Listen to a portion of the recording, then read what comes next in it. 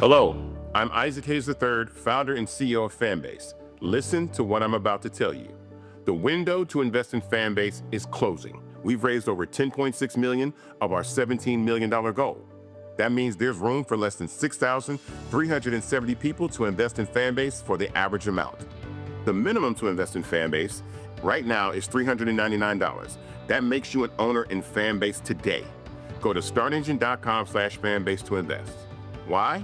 Because current social apps have taken advantage of users for far too long, with content suppression, shadow banning, harmful racist content, and no real tools for monetization and equity. Fanbase has over 1.4 million users and counting, allowing anyone to reach all their following and monetize their content from day one. Social media is the new TV, and whoever owns the apps that distribute that content have the opportunity to own potential billion-dollar companies. While big platforms with uncertain futures are failing to serve their users, Fanbase is stepping up to fill the gap. Don't wait until it's too late. Invest now, invest for yourself and your future. Go to startengine.com/fanbase and own the next generation of social media.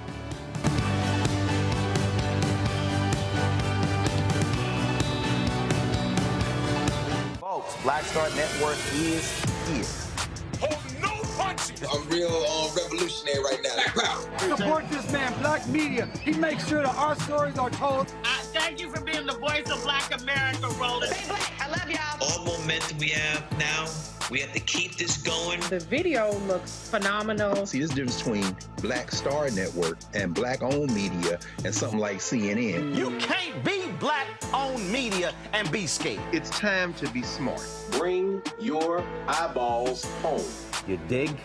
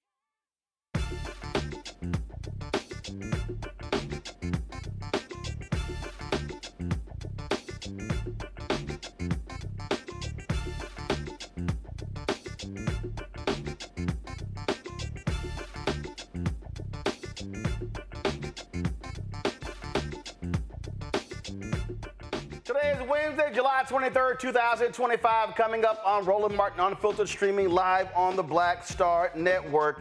Folk, a huge victory against the Muskogee Nation. We'll talk about this legal case with Damario Solomon-Simmons, who has been leading that effort. Also on today's show, ooh, man, Trump, is something wrong with him?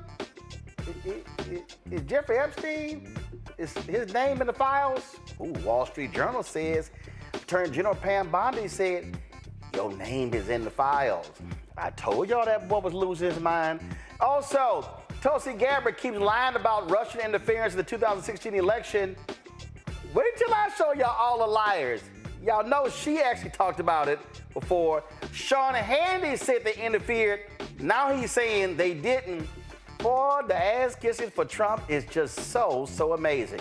A black man beat by Jacksonville deputy sheriffs speaks out while the black sheriff announces the cops will not be prosecuted.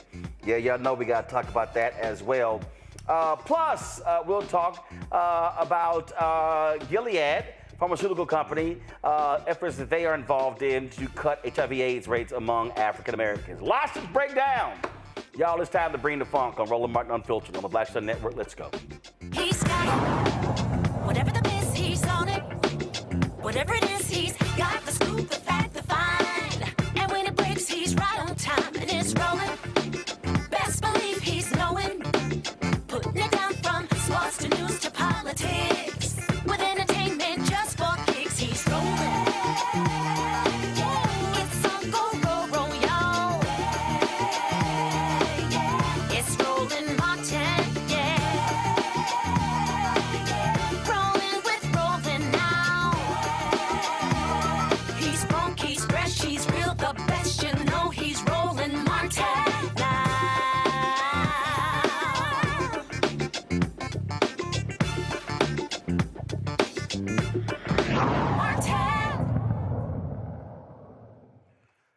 Folk, big story out of Oklahoma where the Muskogee Nation, they now have to abide by a landmark ruling that recognizes African Americans and the descendants who are part of this nation. Attorney Damario Solomon-Simmons has been leading this effort.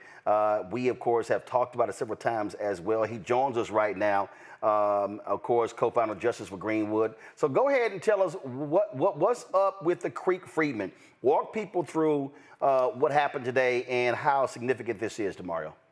Well, good to see you, Roland. This is very significant because for the first time in 46 years, Black Creeks, also known as Creek Freedmen, will now have their citizenship rights restored to the Muskogee Creek Nation. This will impact tens of thousands of Black Creeks throughout the nation who will not only receive their birthright and their citizenship rights, but also have opportunities to have tangible benefits, life-sustaining and altering benefits like free health care, child care, education benefits, etc.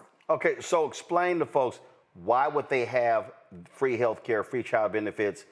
What, as a result of the Muskogee Nation? Explain that. Sure. Well, the Muskogee Creek Nation was one of the five quote-unquote civilized tribes who in the late 1700s, early 1800s adopted European-style culture, speaking English and having a plantation-style economy. And a part of that was the enslavement of Africans and of their own indigenous Black members. And so when they was moved to Oklahoma in the 1830s and continued to enslave and continue to discriminate against their Black members, they sided with the Confederacy during the Civil War. They lost, obviously the Confederacy lost the war at the time, and so they had to do new treaties. And that treaty of 1866, which was negotiated and signed by five individuals, one of them being my four-time great-grandfather, Cal Tom, ended enslavement within the Creek Nation, and it also granted citizenship to all Creeks of African descent. But in 1979, the Creek Nation decided they did not want the Creeks of African descent anymore, and they illegally excluded us through their new constitution. And so we've been fighting that battle ever since. And today, their own Supreme Court affirmed that the Treaty of 1866 guarantees Creeks of African descent, also known as Creek Freemen, to have full citizenship within the Creek Nation. For folks who don't know, walk through how long this legal battle's been going on, because they were trying everything to shut y'all down. Yeah, even when you came down, Roland, you saw it firsthand. Listen, I started working on this in 1999 when I was trying to get my own citizenship. And then when I graduated law school in 2004, this was the first case I took to trial in 2005. And we lost in 2007. We lost again in 2018. We lost in 2019. But we kept hitting, and we had a victory in 2023 that the Creek Nation appealed, and it's from this appeal that we have finally heard their Supreme Court say, yes, you can win. Because in 2007, the Muscogee Nation Supreme Court ruled against us. So this is an amazing day. It is just, I can't stop smiling. And I just wish my grandmother, Johnny Mae Austin, who died in 2019 at 89 years old, who was a named plaintiff in our case in 2018, she spoke Creek, and she grew up on our Creek allotment. I just wish she was here to witness this. Explain when you said their Supreme Court. People may not realize that these Native American tribes, they have a separate system than the United States Supreme Court. Absolutely. Thank you, Roland, for that question. So the Creek Nation is the fourth largest Native American tribe in the nation. It has over 100,000 members or citizens. And so it has a fully functioning government with a principal chief and executive office. It has a legislative office, which they call the National Council. And then they have a judiciary where they have a district court, just like in the United States. And then they have a Supreme Court. And the Supreme Court in the Muscogee Creek Nation has 7 members. 2 of those members had to recuse for our case, and so 5 members decided it, and I'm happy to report that it was a unanimous decision. Okay, so they had to recuse themselves. Were they 2 of the ones who were previously involved in the case? So what happened there? Yeah, the 2 that had to recuse themselves were previously involved in the drafting of the 1979 Constitution that excluded Black Creeks. And so I'm very happy that they did the right thing and recused from this particular case, because this case was about what is supreme. Is the Constitution of the Creek Nation, or is it the supreme law of the land because of the Treaty of 1866? So just for the listeners to understand, under the law, treaties of the United States is second only to the United States Constitution. So that's why we were saying no matter what their constitution, the Creek Nation's constitution stated from 1979, the Treaty of 1866 has never been abrogated or made invalid, and that is what covers and controls in this situation. Obviously, a huge issue. I want to bring in my panel right now. Joining us right now on our panel is, of course, Rebecca Carruthers, President and CEO, Fair Election Center. Glad to have her on the show. Also, A. Scott Bolden, attorney here in Washington, D.C. Joe Richardson, civil rights attorney out of Los Angeles. Glad to have 3 of you here. So I guess I'll have the lawyer start. Joe, you start with your question for Damario. First of all, Damario, congratulations. This is an incredible accomplishment, and it is obviously very personal for you for some obvious reasons because of your own history.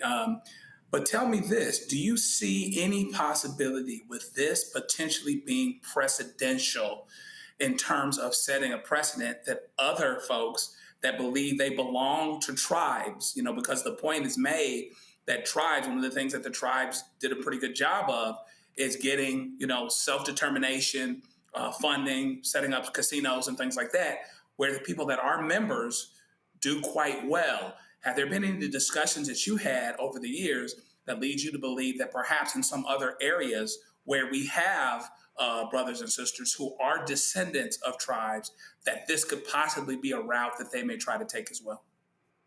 Yeah, thank you for the question. Right, definitely. You had the Cherokee Nation, which is the largest Native American nation, almost 500,000 members. They had a similar issue that I worked on. That was resolved in 2017. The Creeks are now. You also have the same issue with the Choctaw. You remember the movie Sinners. We all love the movie Sinners. And at the very beginning of the movie, they had the Choctaw Indians that were actually chasing the vampire. Well, the Choctaw Nation was one of those nations that enslaved Black folks. and one of those nations that discriminated against black folks. And right now, they are doing the same thing that the Creeks have been doing. And so that's the issue that we're looking at. Also within the Seminole Nation. You have black Seminoles who have been a part of the nation for hundreds and hundreds of years, who are also getting discriminated against. So we're looking at all of those issues, and there may be other nations around the country, and we're happy to talk to people and see if it's something we can help with. It's very specific based upon your lineage. A lot of people say, hey, I got some Indian in me, but you have to be able to document it. And that's the thing about the Black Indians of Oklahoma. We are the most documented black people in the nation.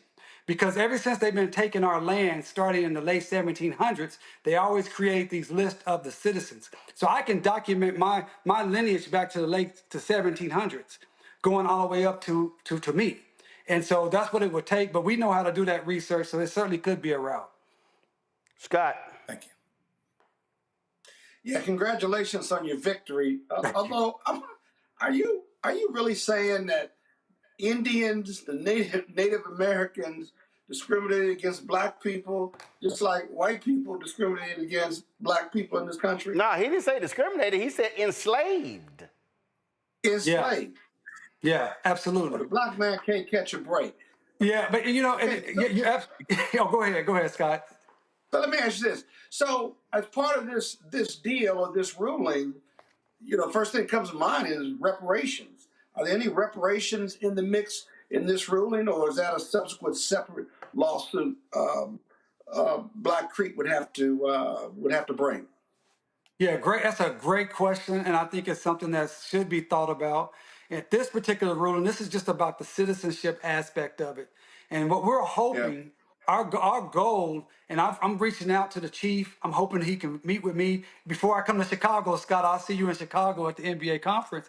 I'm hoping I can get to the chief on Friday, and let's have a discussion about, hey, how can we heal the divide? How can we work together, become one family again, and move forward and have that conciliation and be able to deal with some of these issues that even the one you talked about? So those things are all on the table. But first and foremost, we just want to say, can we get our citizenship?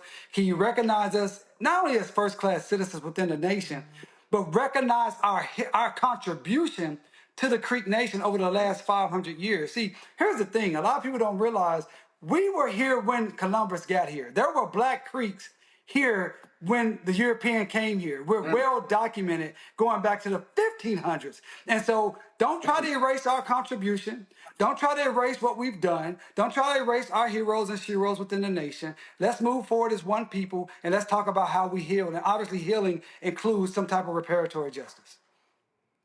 Rebecca. So how do you formalize that citizenship then? So like I said, they have a full functioning government. They have a whole citizenship department. So they have three different locations. So in Northeast Oklahoma, they have one by Tulsa. You go, and what you have to show is that you are a direct lineal descendant from an individual that was listed on the 1906 Dawes Rolls. So it's either you are or you're not. You can't just decide, oh, I want to be on this roll. So like my great-grandfather, John W. Simmons, was a newborn in 1898. He's on that Dawes Rolls. And so I go from John W. Simmons to my grandmother, Johnny Mae Simmons, to my dad, Ahmad Shadi, to me. That's my lineage. That's how I can show that I am actually one that should be getting citizenship. Now, I could go all the way back to Cal Tom, who was born in 1810, or I could go all the way back to Moses Perryman, who was born in 1780. So I could do that too. Wow. Congratulations. Rebecca. Thank you. Hey, Damario, it's good seeing you tonight. What's up, Rebecca? I'm listening to your story. So I spent some summers in the 80s in Muskogee Nation visiting my great-grandmother on my dad's side in the township of Summit, Oklahoma. Yes, in Summit, Oklahoma. She had, when she passed away, she lived in a 2-room shack, she had an outhouse, didn't have indoor plumbing yet, so there was a pump in her kitchen area, but she finally got electricity. So now I got lots of questions. I'm going to have to call my daddy after the show tonight. How do you go about doing the research, proving lineage? Well, listen, I'm gonna help you out. All you have to do, and anyone that's listening that think they may have a connection, the way Rebecca just talked about, you can contact Justice for Greenwood. Go to justiceforgreenwood.org. We have a whole We Are Greenwood program. We have a little form there, and you can say, hey, I think I may be connected to the Black Indians of Oklahoma, and we'll do a little research and see if you pass the prerequisites. And if you do, then we can get you one of our genealogists. We have 5 genealogists within Justice for Greenwood that does this work, and then we have our sister coalition organization, the Muskogee Creek Indian Freedmen Band, and they also do this lineage work for you. So if you have someone on the Dollar's Rolls, we can find it. All right then. Well, Damario, congratulations. It has been a long battle, and the fight continues. We appreciate it. And let's say one other thing. Summit, Oklahoma is one of the traditional black towns of Oklahoma, and reasons there's so many black towns, including the great Greenwood, of the home of Black Wall Street, was because of the Black Indians had already been here. They had already been free. They already had land. They already had power, and they already had a freedom mind state. So it goes full circle. Well, certainly enjoy this win because you will have few wins this fall when your Oklahoma Sooners play in the SEC. That's all right, man. I'll take this win. And you will have even fewer wins for your Dallas Cowboys. So, right, enjoy this one, but come football season, you will not have a joy. You'll be getting lots of text messages from me on Saturdays and Sundays this fall. You know what? That may be true, but here's the deal. 43 days ago, Mayor Nichols announced the reparatory justice for Greenwood, and today we got justice for Black Creeks. Hey, I'm good for the rest of the year, dog. Yeah, because you know y'all gonna be losing. All right, Damario, we appreciate it. And you're an Omega. You 0 for 3. All right, you 0 for 3. You just keep taking L's. All right, appreciate it. Peace. All right, y'all, going to a break. We'll be right back. Roland Martin Unfiltered on the Black Star Network. Next on the Black Table with me, Greg Carr, we look at one of the most influential and prominent Black Americans of the 20th century. His work literally changed the world. Among other things, he played a major role in creating the United Nations. He was the first African American and first person of color to win the Nobel Peace Prize. And yet today, he is hardly a household name. We're talking, of course, about Ralph J. Bunche. A new book refers to him as the absolutely indispensable man. His lifelong interest and passion in racial justice, specifically in the form of colonialism. And he saw his work as an activist and advocate for the Black community here in the United States as just the other side of the coin of his work trying to roll back European empire in Africa. Author Cal Rostiala will join us to share his incredible story. That's on the next Black Table, here on the Black Star Network. This week on The Other Side of Change. Zohran Mamdani, the New York City mayoral race, and this progressive wave that has sent such a shockwave through all of New York City and really the rest of the country. Jamal Bowman is going to help us understand what this mayoral election means and how we make sure that it translates across the nation. Can you imagine national Democrats identifying themselves as having flavor or riz or swag? Absolutely not, right? So hopefully the city does what it can in November to help resurrect this dying party and honestly just resurrect our democracy. Only on The Other Side of Change on the Black Star Network. On the next Get Wealthy with me, Deborah Owens, America's Wealth Coach, Black Americans have 1/10 the wealth of their white counterparts. But how did we get here? It's a huge gap.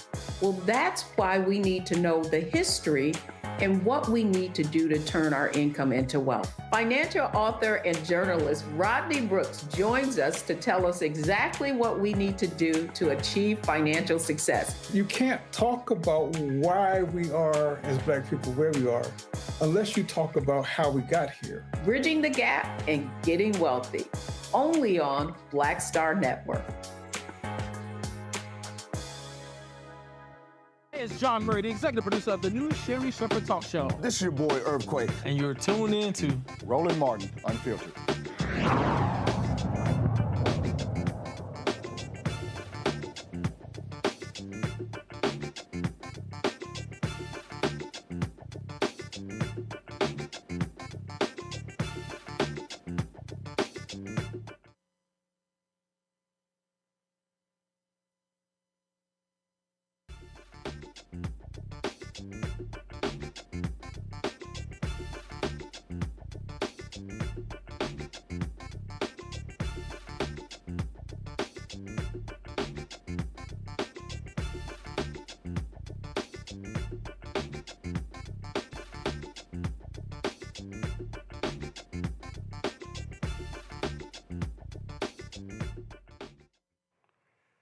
Black women account for a disproportionate number of new HIV diagnoses among women. Additionally, black transgender women experience the highest rates of new HIV diagnosis amongst transgender people and are more likely to remain undiagnosed and untreated compared to their peers. In response to this staggering trend, Gilead Sciences has launched the Setting the Pace initiative.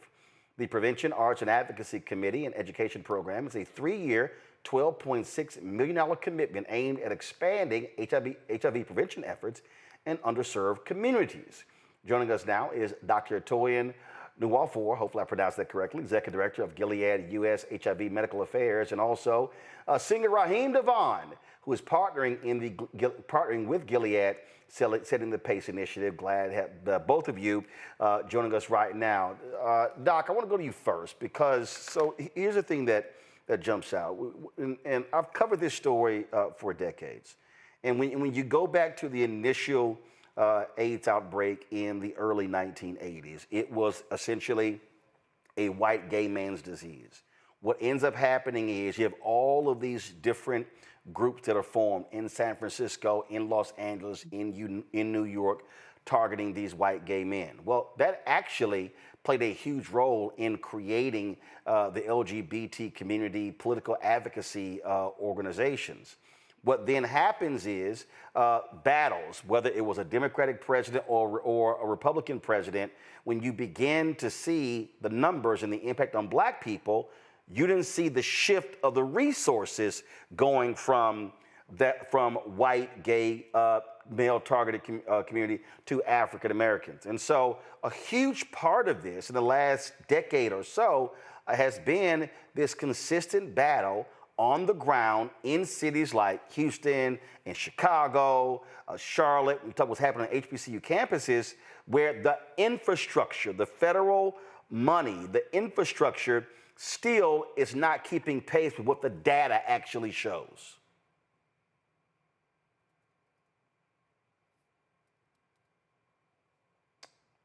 Doc, can you hear me? Yes. Oh, I wasn't sure if that was a yes, question. Go ahead, yes. Go ahead. So, okay, great. Yeah. So thank you for kind of summarizing, the last couple of decades of what we've seen with HIV. And when I started to take care of people living with HIV in the middle 90s, we did see that. And we saw again, over and over again, the discrepancy between what was happening in the communities and what the data was showing and what the perception and what the funding and all the realities of what was happening with that. And I think what's important is for us, like in the communities, in healthcare, in the media, to be able to talk about what is the reality of HIV in 2025, that there are still 39,000 new HIV diagnoses in the US in 2023. And those numbers are disproportionately impacting Black communities, where, up to 38 to 40% of new diagnoses are in Black people, though we make up less than 14% of the population. And women, especially, when we think about 1 in 5 new HIV diagnoses are in women, many of whom are from heterosexual contact. And in those women, 1 in 5 infections are in women, but 50% of those are in Black women. So clearly, what has happened over the decades is that the reality of what is happening with HIV, who's living with HIV, who's vulnerable to new HIV infections, where the funding is, what's happening in our community is very different from where things are in the 80s, and the perception about where things are is very different. So it's becoming really important for us to continue to have the conversation, but also think about what it is that we need to do in the healthcare community, in industry, in the communities to change those numbers and make sure that we drive solutions for the epidemic. When you talk about those numbers, a significant amount of that is in the South. Why? Right. So again, when we look at it, you are absolutely correct. More than half of the new diagnoses of HIV infection are in the South. And in certain areas, and I know we'll continue to talk about those numbers, again, disproportionately impact people for a couple of reasons, right? So we have factors that have to do with a lot of social drivers of health. And it's unfortunate, but the reality is when we look at the diagnosis of new HIV infections, when we look at the overlay of diabetes, when we look at the overlay of obesity, other chronic conditions, we do see that disproportionate impact. And it's multifactorial, as you know, right? We have issues with, obviously, access to good quality healthcare, access to culturally competent clinicians who can have those conversations. We have issues with, obviously, funding, other social determinants of health that impair people's ability to actually get care. But then also, we also know that there is misinformation, there's disinformation, there's stigma. Stigma is a big driver of why we still continue to see disparities, stigma in the community, stigma in healthcare settings. And as long as there's stigma, it's really hard to have the hard conversations and the open conversations that need to happen around sexual health, sexuality, talking about HIV prevention, talking about sexual health. As long as there's stigma and as long as we're not having this conversation in an open, non-judgmental, stigma-free way, we're going to see those disparities, and they're layered on a lot of structural and social determinants and drivers of health that remain in the country. Raheem, why did you decide to join this effort? Well, you know, I'm no stranger, Roland, to community activism. You know, having the Love Life Foundation since 2016. I work as it relates to domestic violence, and this is no different. The statistics are outrageously, you know, it's super high. You know, Texas and Louisiana, Georgia, these are like three of my like major markets as a recording artist, you know, having influence, you know, being in these communities for so long, you know, making music that speaks, you know, for the bedroom and to intimacy as well. And, you know, it gives me an opportunity to do my part, you know, just in terms of activism. Obviously, when you think about, again, over the last 45 years, there's been no greater community that is really focused on HIV/AIDS than the entertainment community, primarily because it was the hardest hit by this in the 80s and 90s. We're talking about dancers, actors, singers, a lot of people who are behind the scenes as well. And so,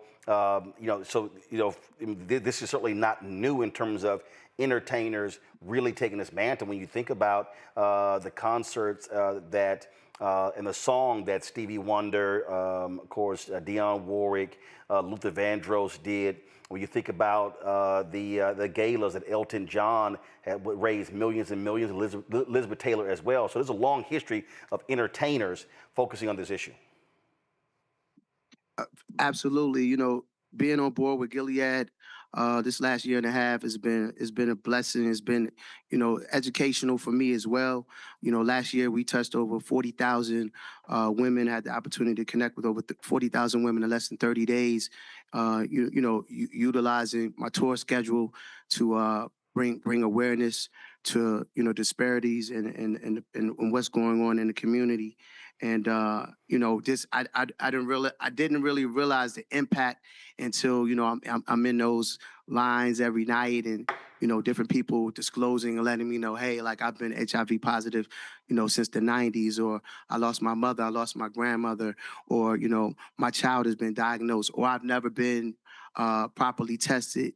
You know, can I get tested right now? So again, you know, I like to call it a party with a purpose, and edutainment, as we call it, you know, where there's an opportunity to fuse and lock in and fuse education, you know, with entertainment. Doc, this is a 3-year, $12.6 million commitment. What does it actually cover? What does that involve? Is that advertising? Is that advocacy? Is that on-the-ground activations? What exactly is the initiative? It is a combination of all of those things, because we do know that to truly talk about ending the HIV epidemic for everyone, everywhere, and especially looking at communities disproportionately impacted, like the Black community, we really need to approach it from a multi-pronged approach along the continuum of where people live, work, play, pray, and love, where we're talking about community activation. We're talking about strategic community partnerships. We're talking about education to the community, bringing on advocates and community partners, We're talking about educating healthcare providers so they know the vital role that they play in dismantling stigma and having open, non-judgmental conversations, not just infectious disease clinicians like myself, but primary care providers, OBGYNs, and so partnerships in that regard. Partnerships with media, partnerships with journalists and media, partnerships with community advocates, and really looking at all the people that it would take. Because as was mentioned before, stigma, as long as there's stigma, it impacts people's ability to want to get an HIV test. It impacts people's ability to stay connected in care and stay linked in care. So the more that we're able to normalize HIV and the community conversations around it, the more likely people are to step up to get tested, to know their status. The more we talk about things like undetectable is equals to untransmittable, which is a campaign that Gilead and a lot of other healthcare organizations are supporting, which says that when a person living with HIV is on treatment and they're on medications and their viral load is undetectable, that they cannot transmit HIV to their sexual partners. Undetectable is untransmittable. It's such an empowering campaign because it allows the stigma to be diminished. And if people can think about in the most intimate act, sex, you can't transmit. This will really eliminate some of the stigma that comes around people talking about HIV and other contacts. And so that's important. And so I think the answer to your question, it is multifaceted, a multi-pronged approach, looking at the community, the individuals, looking at healthcare systems, healthcare providers, looking at media, looking at housing, all of the things that it takes to get people to be tested, linked to care, access to care, providing support services, and making sure that we're using the data to inform how we deploy our strategies and do that in an effective manner. Questions from our panel. We'll first start with you, Rebecca.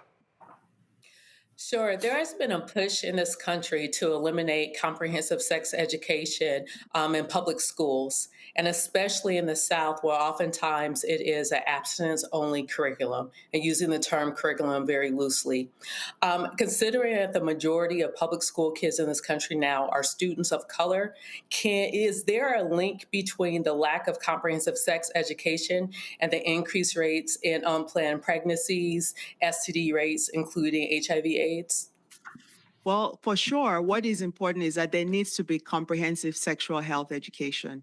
And unfortunately, that is not happening routinely. And we're seeing that it's not happening at the different levels of education and even in healthcare systems where they should be happening. So what people are doing and communities are doing are finding really innovative and creative ways to have that education from trusted community partners. Different people are coming up with programs that may now be after-school programs that may happen in other places where people socialize so they can have that conversation if they're not able to have it within the school curriculum. There are places where people are looking at different ways of, the advocacy and community voice, going to their boards and figuring out how to have those conversations. Because when they happen, and people get accurate, factual information, you're more likely to have great outcomes, as opposed to when the information is disjointed and people get information from different places. So while people figure out how we can get policy and advocacy to make those things happen, a lot of times community organizations and community initiatives and parents and different people are figuring out different ways to do what they need to do to get it done and figuring out, and so many creative, innovative programs. And I think it's on to us to find programs like those and amplify them, because they are happening, where people are figuring out how to get kids together and have conversations with them. And how do we get people to know about those without reinventing the wheel? And to piggyback, Doc, one of the activities that we did during the tour last year were community town hall meetings, meeting with the mayor, local high schools, faith leaders, and when we really start having the conversations and really chopping it up and understanding that this is something that's affecting the youth as well. They are sexually active. These conversations need to be happening, with our children, with our grandkids, so forth and so on. Scott. Thanks, Roland. Doc and Raheem, I've always thought your most powerful partner to do away with stigma in regard to HIV/AIDS would be the Black church. It's a complicated partnership and one that has been short or taking quite a while to come around, if at all. I'm curious that in your discussion, either one of you all can take this question. I'm curious in your discussions with faith leaders from the 80s and 90s when AIDS was discovered till now, has the Black church been more active and been more open to partnering with you on this HIV issue, or is it still a struggle with those community churches? Going from city to city on tour last year, this was a reoccurring topic for the room. Yeah. Definitely, there were faith leaders in the house that agreed wholeheartedly. They want to involve their local church. They're getting tapped into the community, and I think it has. We have seen a 360 turnaround. When you think about like the 80s and the 90s, and the conversations being said that they're taboo or shouldn't happen, at the sanctuary. I mean, I think we all believe in the power of prayer, but there's a saying that a friend of mine has told me that prayer without action is blasphemy. So, we have to definitely mob up and get with our faith leaders as well, and welcome the church into these conversations. Yes, and like you said, it's Oh, go ahead. No, Doc, go ahead. Doc, go ahead. Oh, okay. Yeah, just to piggyback on your point there, that as you go around the country, there are differences in what you see and how people are engaged. And like we think about anything like as a bell-shaped curve, there are going to be people on one end who are advocates and champions. There are going to be people who, won't move. But most people, it's in that middle part where you can have those conversations. And those faith leaders, their congregants, are their constituents. And so some of the things that happen is, going into those places and having them understand how this impacts their congregation, their community, and really looking at other things that they may find more important. So if you're going in there to do blood pressure screening, diabetes screening, talking about vaccinations, and then you can talk about HIV testing and sexual health, and sometimes finding the messengers from those congregants. So they may not want somebody from outside of their congregation to do the speaking, but really finding partners and ambassadors within those settings, and then having those faith leaders who are bought on to like talking about sex and sexuality be the ones influencing their other faith leaders. But you are right. They play a critical role and really important parts of the conversation. Because for you, when we talk about teens that are sexually active and, parents having the conversations about birth control, for example, I feel like there should be conversations about PrEP. Absolutely. There should be conversations about preventative measures, as well. Yeah, if we're thinking about preventing pregnancy, we're thinking about preventing HIV. And that's a great point you brought up, because the Center for Disease Control did change the guidelines 2-3 years ago now to say that anyone who's sexually active should have that conversation, the healthcare providers, around HIV prevention. So if you're having you're sexually active. So it's a really important time. And get tested for it. Yes, absolutely. Get tested for it. If you're heterosexual, we tend to put this in our homosexual community, but this affects everybody. Absolutely. Joe? And we talked about for cisgender women, that 91% of cisgender women who acquire HIV are from heterosexual contact. So we really say if you're sexually active, we don't need to talk about who you're having sex with, how you're having sex, what sex you're having. Really, if you're sexually active, let's talk about how you can prevent HIV. And that is part of your sexual health. It's part of that conversation. And now they have Doc, I follow our multiple chats, and not everybody is locked in it. So when you say cisgender, what does that mean? All right, so that means women who are born female and who also identify as female. So that's what the gender at birth is, also their gender identity, is how they're identifying. Because you got folk who watch this show, they don't use all kind of different terms. They just use men, women. So they were like, I was looking, they were like, what is cisgender women? All right, go ahead, Joe. No, thank you. Thank you for calling that out. We have to be always, thank you for doing that, because we always have to do that with any audience and make sure that we're clear. So thank you for doing that. So it's a sex assigned at birth. Joe. Also, we want to just touch on the fact that, now they have home testing kits. as well. You know, same way you can go to CVS and get a COVID test kit. You have a home testing kit, you know, so you can get tested, you know, in the privacy and comfort of your own home. You can get tested with your partner. You swab me, I swab you. You know, these are methods. Everybody seems to love that campaign, you know.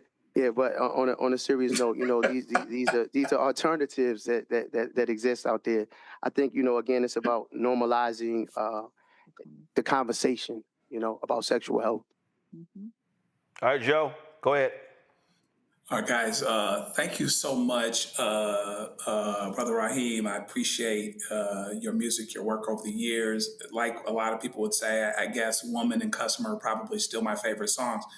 But I think it's amazing that above your art, in addition to your art, which is already brilliant, you would actually connect with something that allows you. I mean, this is what you sing about. So it's a great fit and very as responsible as it is brilliant for you to be making this connection and to have this partnership. And I appreciate you for doing that. Doc, I want to add and ask, and whoever can come in should hear either of you, the fact that Gilead is doing what it's doing is great. Is there some pivot that you're making or some adjustment that you make or some raising of the stakes and additional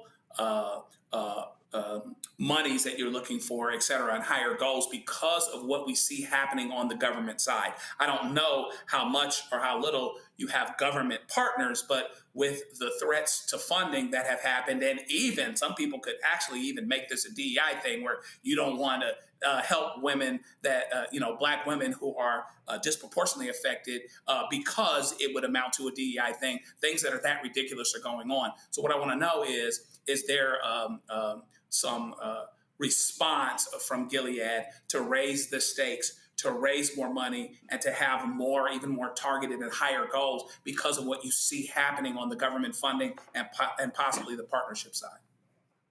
Great. Thank you so much for that question. And I think, like I started at the beginning, I am in medical affairs. I am Gilead at medical affairs. But what I can say confidently is that Gilead Sciences remains committed to making sure that we enhance access and commitment to make sure that people who need and want HIV prevention medications and treatment get access to it. And so there is a commitment for that. I am not able to answer like funding questions or questions around specific dollar amounts, but there is a commitment to health equity and to making sure that people who need and want access to our medications have that.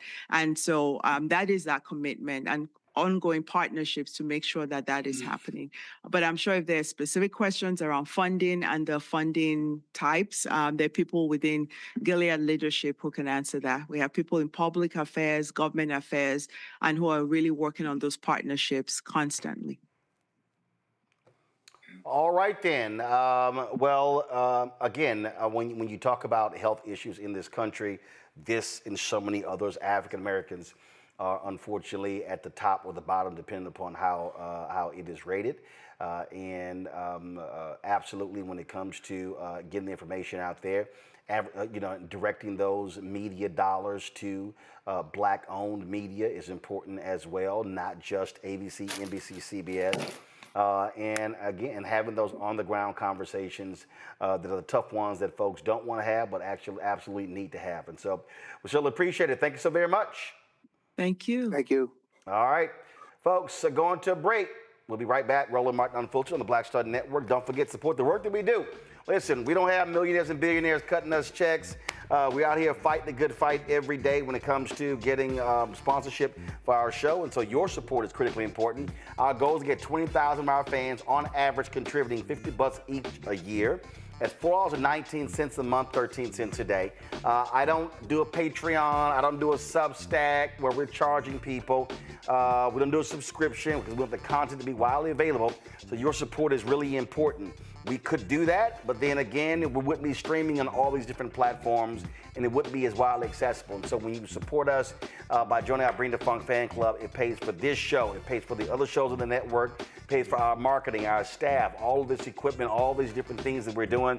I said the other day, we just completed a $70,000 lighting refresh in our studio, a $40,000 IT upgrade in our studio. We just, of course, finished getting our traveling, our mobile unit. That with taxes is $284,000. That's real dollars, and then the insurance alone is $20,000 a year. This space that we're in, we just signed a new 8-year lease, and it went from $15,000 to $24,000 a month. And so all of that, although those are real expenses, and so this is about us doing something that no one else is doing. And when I talk about no one else is doing, I want you to understand something. That when you look at the numbers, as well, this show, this is the only black news show that ranks in YouTube's top 100 podcasts. It is the only one. Earlier, I looked at it, and in the next commercial break, I'm going to actually show you the chart. But the reality is, on that list, it's sports, it's entertainment. If they black, it's sports and entertainment. News, it's just us. A couple of conservative dudes, they've been getting pushed by the conservatives out there. There's nobody else. We're the only one on the YouTube Top 100 podcast list that is a black news and information show. And listen, I appreciate sports, I appreciate entertainment. We cover some of that, but you know what? It's already enough of that out there. And literally on that top 100 is Shannon Sharp, Chad Ochocinco, it's Carmelo Anthony, it's Gilbert Arenas, it's Ryan Clark, the guys with the pivot, it's comedians, it's Joe Budden. That's what it all is. There's no other black news show in the top 100. And so your support is critical. Cash App, use the Stripe QR code. You see the QR code right here. This QR code, if you're listening, simply go to RolandMartinUnfiltered.com for the link. Click the Cash App pay button to contribute. Checks and money orders, make them payable to Roland Martin Unfiltered. Send to P.O. Box 57196, Washington, D.C. 20037-0196. PayPal is R Martin Unfiltered. Venmo, RM Unfiltered. Zelle, Roland at RolandSMartin.com. Roland at RolandMartinUnfiltered.com. We'll be right back. This week on the other side of change. Zohran Mamdani, the New York City mayoral race, and this progressive wave that has sent such a shockwave through all of New York City and really the rest of the country. Jamal Bowman is going to help us understand what this mayoral election means and how we make sure that it translates across the nation. Can you imagine national Democrats identifying themselves as having flavor or riz or swag? Absolutely not, right? So hopefully the city does what it can in November to help resurrect this dying party and honestly just resurrect our democracy. Only on the other side of change on the Black Star Network. On the next Get Wealthy with me, Deborah Owens, America's Wealth Coach, Black Americans have 1/10 the wealth of their white counterparts. But how did we get here? It's a huge gap.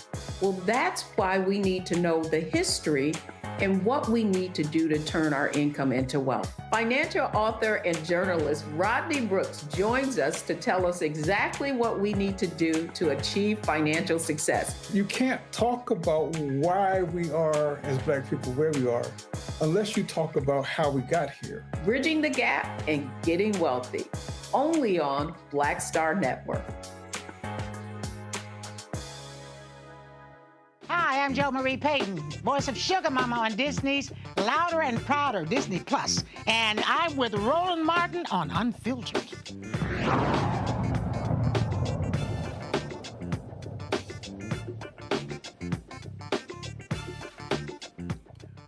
Prosecutors in Jacksonville, Florida have decided not to file charges against the cops who repeatedly punched a black man during an arrest.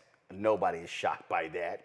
In February, during a traffic stop, William McNeil Jr. refused to exit his vehicle after requesting a supervisor multiple times. In response, the officers broke McNeil's window and struck him several times in the head. Following the announcement that no charges would be pursued, McNeil and his family held a news conference with their attorneys, Harry Daniels, as well as Ben Crump. He's my firstborn.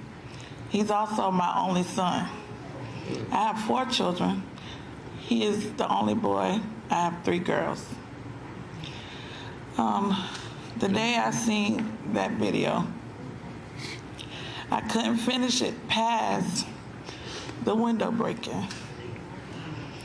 It wasn't until maybe a few months ago I finally finished the whole video. But I'm thankful to God for protecting him, because I know what the outcome could have been. But I believe in faith in God is what protected my only son, and I thank God for that. I'm Alton Solomon, the father, stepfather, but I can't call him my stepson because this is my son. Yes, sir. I've been through what he's been through. To see that video made me go back to the moment when I was 22. It hurted. It made me upset. But I seen what my son did that I had to do. And he sat right, and he did right.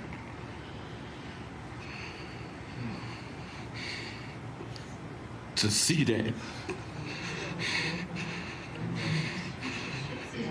it's a hurting feeling to be a father that loved God first, and to see all my kids not being able to wake up in the morning and get a phone call saying your child is gone.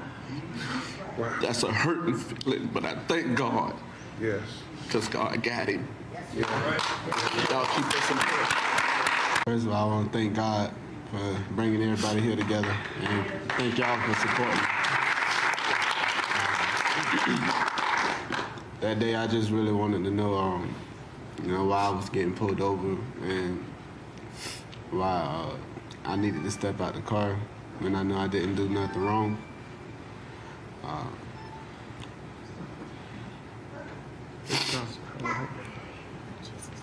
I was really just scared. And that's it. Folks, on a couple days ago, the sheriff announced for TK Waters released body camera footage. He said that McNeil's cell phone video of the arrest did not provide the complete picture. Despite this, the officer who initiated the stop has been stripped of his law enforcement authority. I mean, let's just be real clear, Scott. It's no shock this sheriff, who's been described as a MAGA sheriff, was not going to do anything. He was defending his officers. But anybody who watches the video knows full well they're stopping him saying, "Oh, you didn't have your lights on during inclement weather." When the cops pulled up, they didn't have their headlights on. Okay, it was daytime.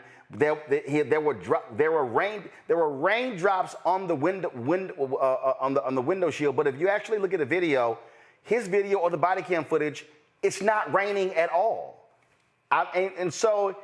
So we know so Harry Daniels said the pretext was to stop him, and they got pissed off because multiple times he requested a supervisor, and then when they said get out of the car, he closed the door and he kept saying, "Please, can I see a supervisor?"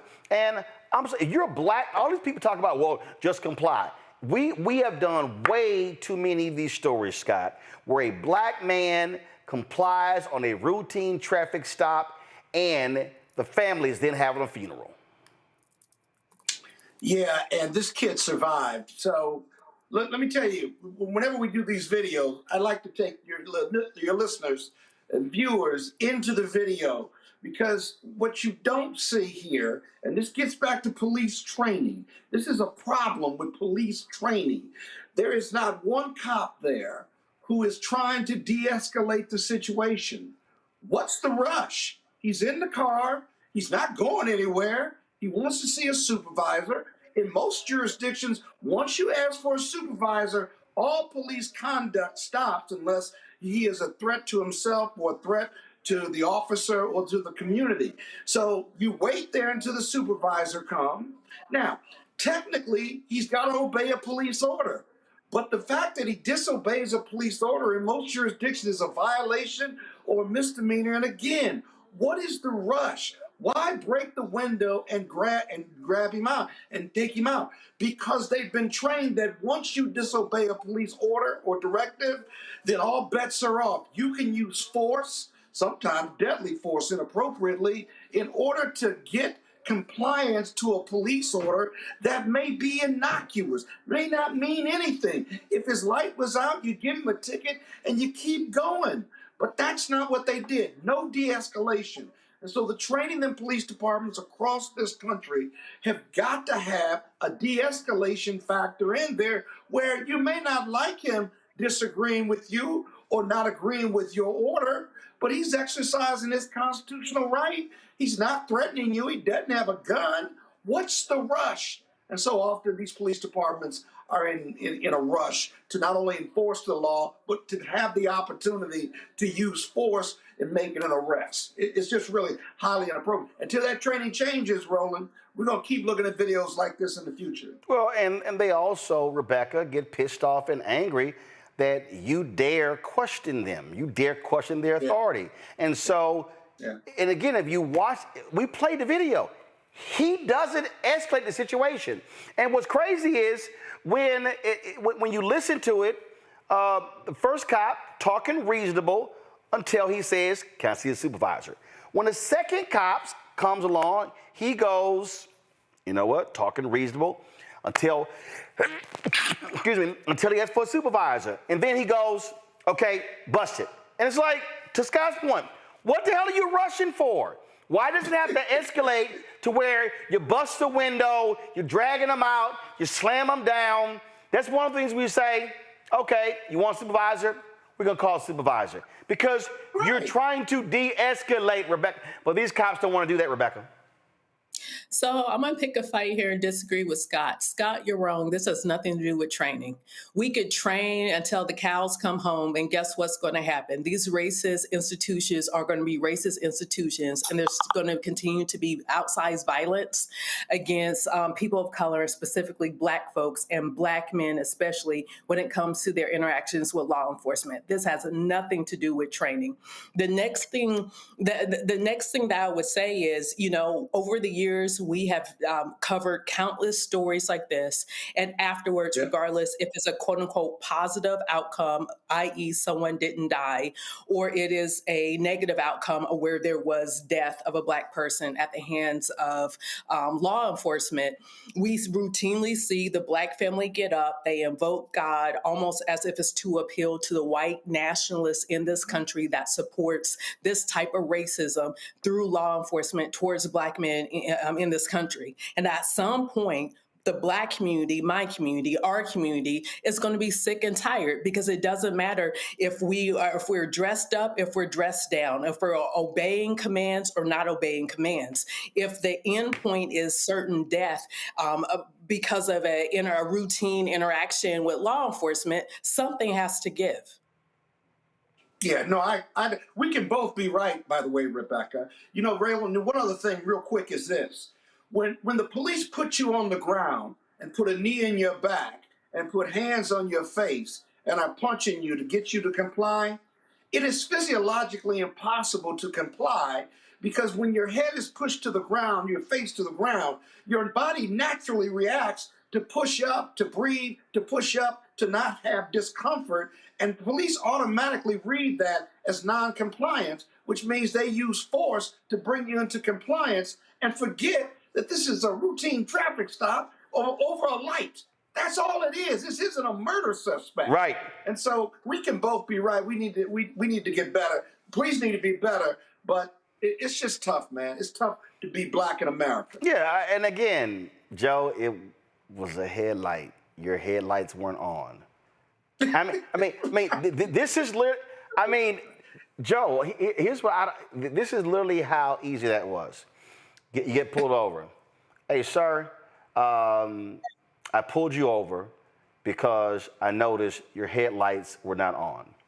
This is inclement weather, and then when you have weather like this here, the law states you need your headlight on because the car in front of you and behind you need to be able to see your car because it's gray, it could be raining. So just a reminder, sir, keep your headlights on in inclement weather. Have a good day. That's literally the fucking stop. Right. That's it. It could have been. That's it. Yeah, it could have been. That's it. Let me first of all. Hold on. So, Joe, hold on. Let me add. That's if that was your intention for the stop, Joe. Joe, go ahead. Right. Yeah. Right. Yeah. There's your big if. So, first of all, I want to shout out the officer, white cat in Myrtle Beach, South Carolina, who pulled me over a couple weeks ago when I was caught red-handed speeding as I was running to get something while we were getting ready to move our daughter from South Carolina to Louisville, Kentucky. And he was just as nice and as respectful as he can be.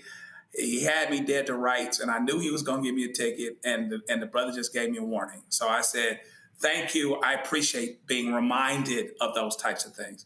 Now, I agree with Scott's point about compliance, the point that you're making about compliance. It's impossible to comply because there are natural reflexes. You know, and here's the biggest problem next door to this whole thing.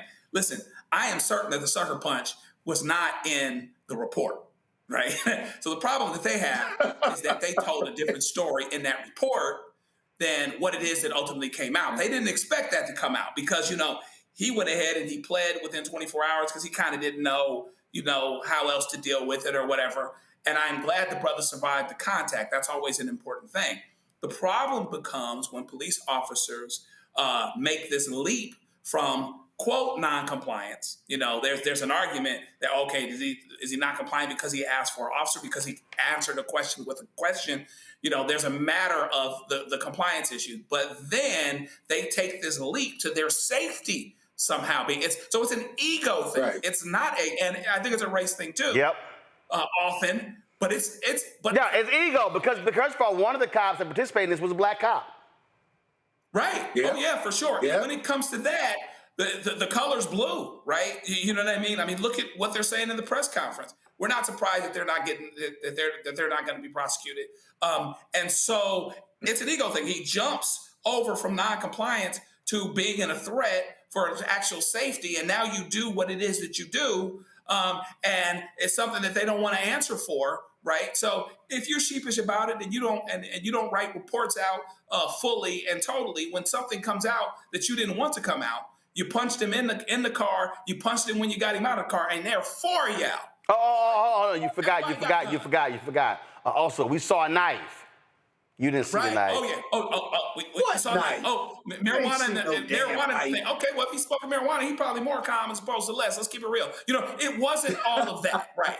To your point, it wasn't all of that. And that's not something that they had to do. They, you know, and because what some people will do, particularly the, you know, white MAGAs, y'all, hey, you know, how y'all doing, just in case y'all watching. What y'all do is you'll say, well, he didn't comply. He wasn't perfect. He wasn't this. He wasn't that. As long as you put the same standard to the officer that's supposed to know what to do, right, and that is responsible legally for doing X or Y or Z, and he's supposed to know because that's what he does all day, every day. Yep. If you say it that way, I can disagree with you, but at least you're consistent, but you don't hear them saying that. Absolutely. And so let me. So first of all, Joe, that's cool that happened with you. I ain't quite. Well, actually, I ain't do like you do. So first of all, what happened? I can't even go bang on no cop. No. So what happened? Was he hiding and he clocked you? Is that what happened? You know, to be honest with you, I was making a beeline to the stove, you know, picking up some stuff when the movers were getting ready to come and the whole thing, trying to get back. So I didn't see where he came from. See that. Off the street I turned off of. But it was a residential neighborhood. Right. I was doing about 55 and a 30, dead to rights. He had me. Right. He was totally respectful, very cool, but I'm not going to give him no reason to bang on me in any event. Right. But I shouldn't be so relieved they did the right thing. You know what I mean? It's crazy. I had one that was a little different. I was a little different. I was leaving. We had some meetings of the black former students at Texas A&M in College Station, and I'm trying to get back to Dallas, and I think I was trying to get back to Dallas to watch the game. I forgot what it was. Well, let's just say I was coming. I wasn't even past. I hadn't even got to Waco yet, and this cars in front of me was just going way too slow. I was driving. I think I had a Mazda Miata. I can't remember. And so I hopped over. I'm doing about 85 straight up. I ain't lying. And see, I think I went ahead and got the ticket because it actually makes for a better story. So what happened was, I'm not, Rebecca, why are you shaking your head, Rebecca? I'm serious. Oh, I got stories about pretextually being pulled over by police. So I'm like, I'm doing about 85, and I look over, and I see it's a cop. Then I was like, shit, he already got me. So I sped up. Right. So, I did. I sped up, and I was like, well, hell, I'm already on the side of him. And I know he probably put over, like, I know he did not just speed up, but I did. So, so I went ahead and, I took some class or whatever the hell, but I figured Did you traffic school or did you just pay it out? Yeah, I traffic school. I don't know what the hell I did. It was traffic school something, but I figured it made for a better story me pulling off. I didn't slow down and get behind him because he was just going too damn slow, okay? It was an open road. It was a Saturday. Damn it, I had somewhere to go. All right. Straight up. And I have to say, I didn't speed all the way to Louisville. He affected me. 10 hours, I didn't speed. Yeah, I did. What'd you say, Rebecca? I said you should have left earlier, then you didn't have to speed. Oh, hell no. I would have been still speeding. I would have left earlier. What the hell are you talking about? Damn it. If the odometer said it went to 140, I only was doing 85. It didn't like when I drove before to Dallas to Houston, I hit 110. I'm just saying. It happens. Keep talking. No, I'm just telling you. It was a Saturday. I was going home, and it was an open highway, and I was, had the top down, put that bad boy cruise control on 110. When I got to Houston, my brother was like, how in the hell you get here that fast? He said, you came from Dallas. Right. Dallas to Houston is about 4 hours, 15-hour house. I did it in 3:05. He was like, how did your ass? Like, hey, cruise control worked. All right, I got to. Did you slow up after you got stopped? When you pulled off, did you slow up then, or did you? No. First of all, no. You got to. You got to take off, and you got to go to the speed limit because you're still in the town limit. But then once you get to the next town, hell, you can go ahead and take off because he ain't got jurisdiction. All right, let me go to a commercial break. We come back. All these little MAGA people, I love how they trying to distract from Epstein. They can't. They trying all they can. Now they're trying to talk about Tulsi Gabbard. I'm going to refer to the DOJ for them to arrest Obama. Yeah, okay. Let's try that bullshit. Oh, but I'm sorry. Y'all do know there's video of Tulsi saying the Russians interfered. There's always video. So I got to smack her dumb ass around. Plus, lying ass Sean Hannity, too. You're watching Roland Martin Unfiltered on the Black Star Network. Next on the Black Table with me, Greg Carr, we look at one of the most influential and prominent Black Americans of the 20th century. His work literally changed the world. Among other things, he played a major role in creating the United Nations. He was the first African American and first person of color to win the Nobel Peace Prize. And yet today, he is hardly a household name. We're talking, of course, about Ralph J. Bunche. A new book refers to him as the absolutely indispensable man. His lifelong interest and passion in racial justice, specifically in the form of colonialism. And he saw his work as an activist and advocate for the Black community here in the United States as just the other side of the coin of his work trying to roll back European empire in Africa. Author Cal Rostiala will join us to share his incredible story. That's on the next Black Table, here on the Black Star Network. On the next A Balanced Life with me, Dr. Jackie, we're talking about leveling up, or to put it another way, living your very best life.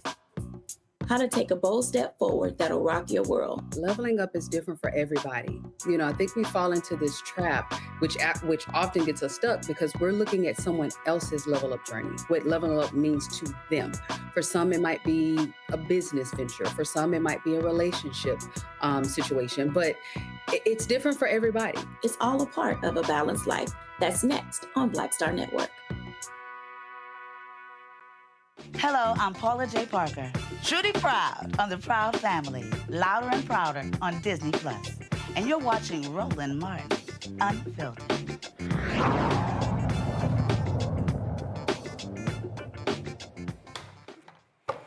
Well, Democrats are blasting these idiot MAGA Republicans for what they say is a shameful dodge, canceling Thursday's House votes instead of demanding transparency around the Jeffrey Epstein files. Democratic House Leader Hakeem Jeffries says the American people deserve answers, not more and more and more Republican excuses. The Trump administration and House Republicans have been a complete and total failure. These MAGA extremists promised that they were going to lower costs in the United States of America. In fact, they promised the American people that costs would go down on day one. But costs haven't gone down. They are on the way up. Inflation is up. It's the quality of life of everyday Americans that is deteriorating. And Donald Trump and House Republicans are making things worse. The one big ugly bill will rip away health care from millions of Americans. Hospitals will close. Nursing homes will shut down. Community-based health clinics will be unable to operate.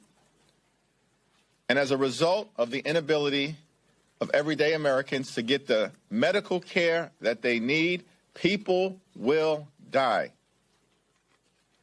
This is a direct result of action taken by Donald Trump and House Republicans connected to the one big ugly bill. It's extraordinary that as we prepare to leave for the August district work period, what House Republicans can point to is a toxic and extreme Republican budget that will cause millions of Americans to be broke, sick, and hungry.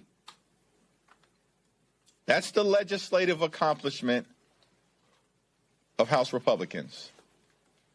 And all of this was done to reward billionaires with massive tax breaks. The one big ugly bill is deeply unpopular. Donald Trump is deeply unpopular.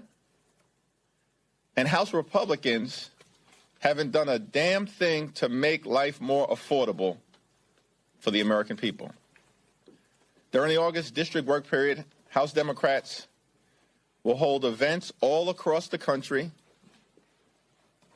talking about our efforts to build an affordable economy that lowers the high cost of living in the United States of America, to protect the health care of the American people, and to combat the culture of corruption that exists in this town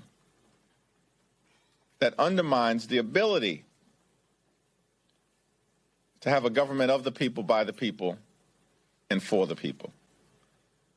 We're looking forward to holding town hall meetings across the country at the same time that Republicans will continue to run away from town hall meetings. But we will fill the void that they are leaving and engage aggressively with the American people, all in service of building a country where everyone can experience the American dream. All right, now the stall comes as Congress will be taking a 6-week recess. So Mike Johnson said, man, y'all go home 5 days early because you know what? We ain't going to sit here and do all this sort of stuff with these votes because, you know, they don't want to have to deal with that, all right? So that's what they're literally doing. Now, check this out. You have to understand, when you look at that compared to what all these idiots are doing, okay, all right? So now they're trying to sit here and, no, that's not what's going on. It's not what's going on. So now they're trying to do this. Now they're trying to go back. They pulling the Hillary emails. They're trying to go back to 2016, all this sort of nonsense.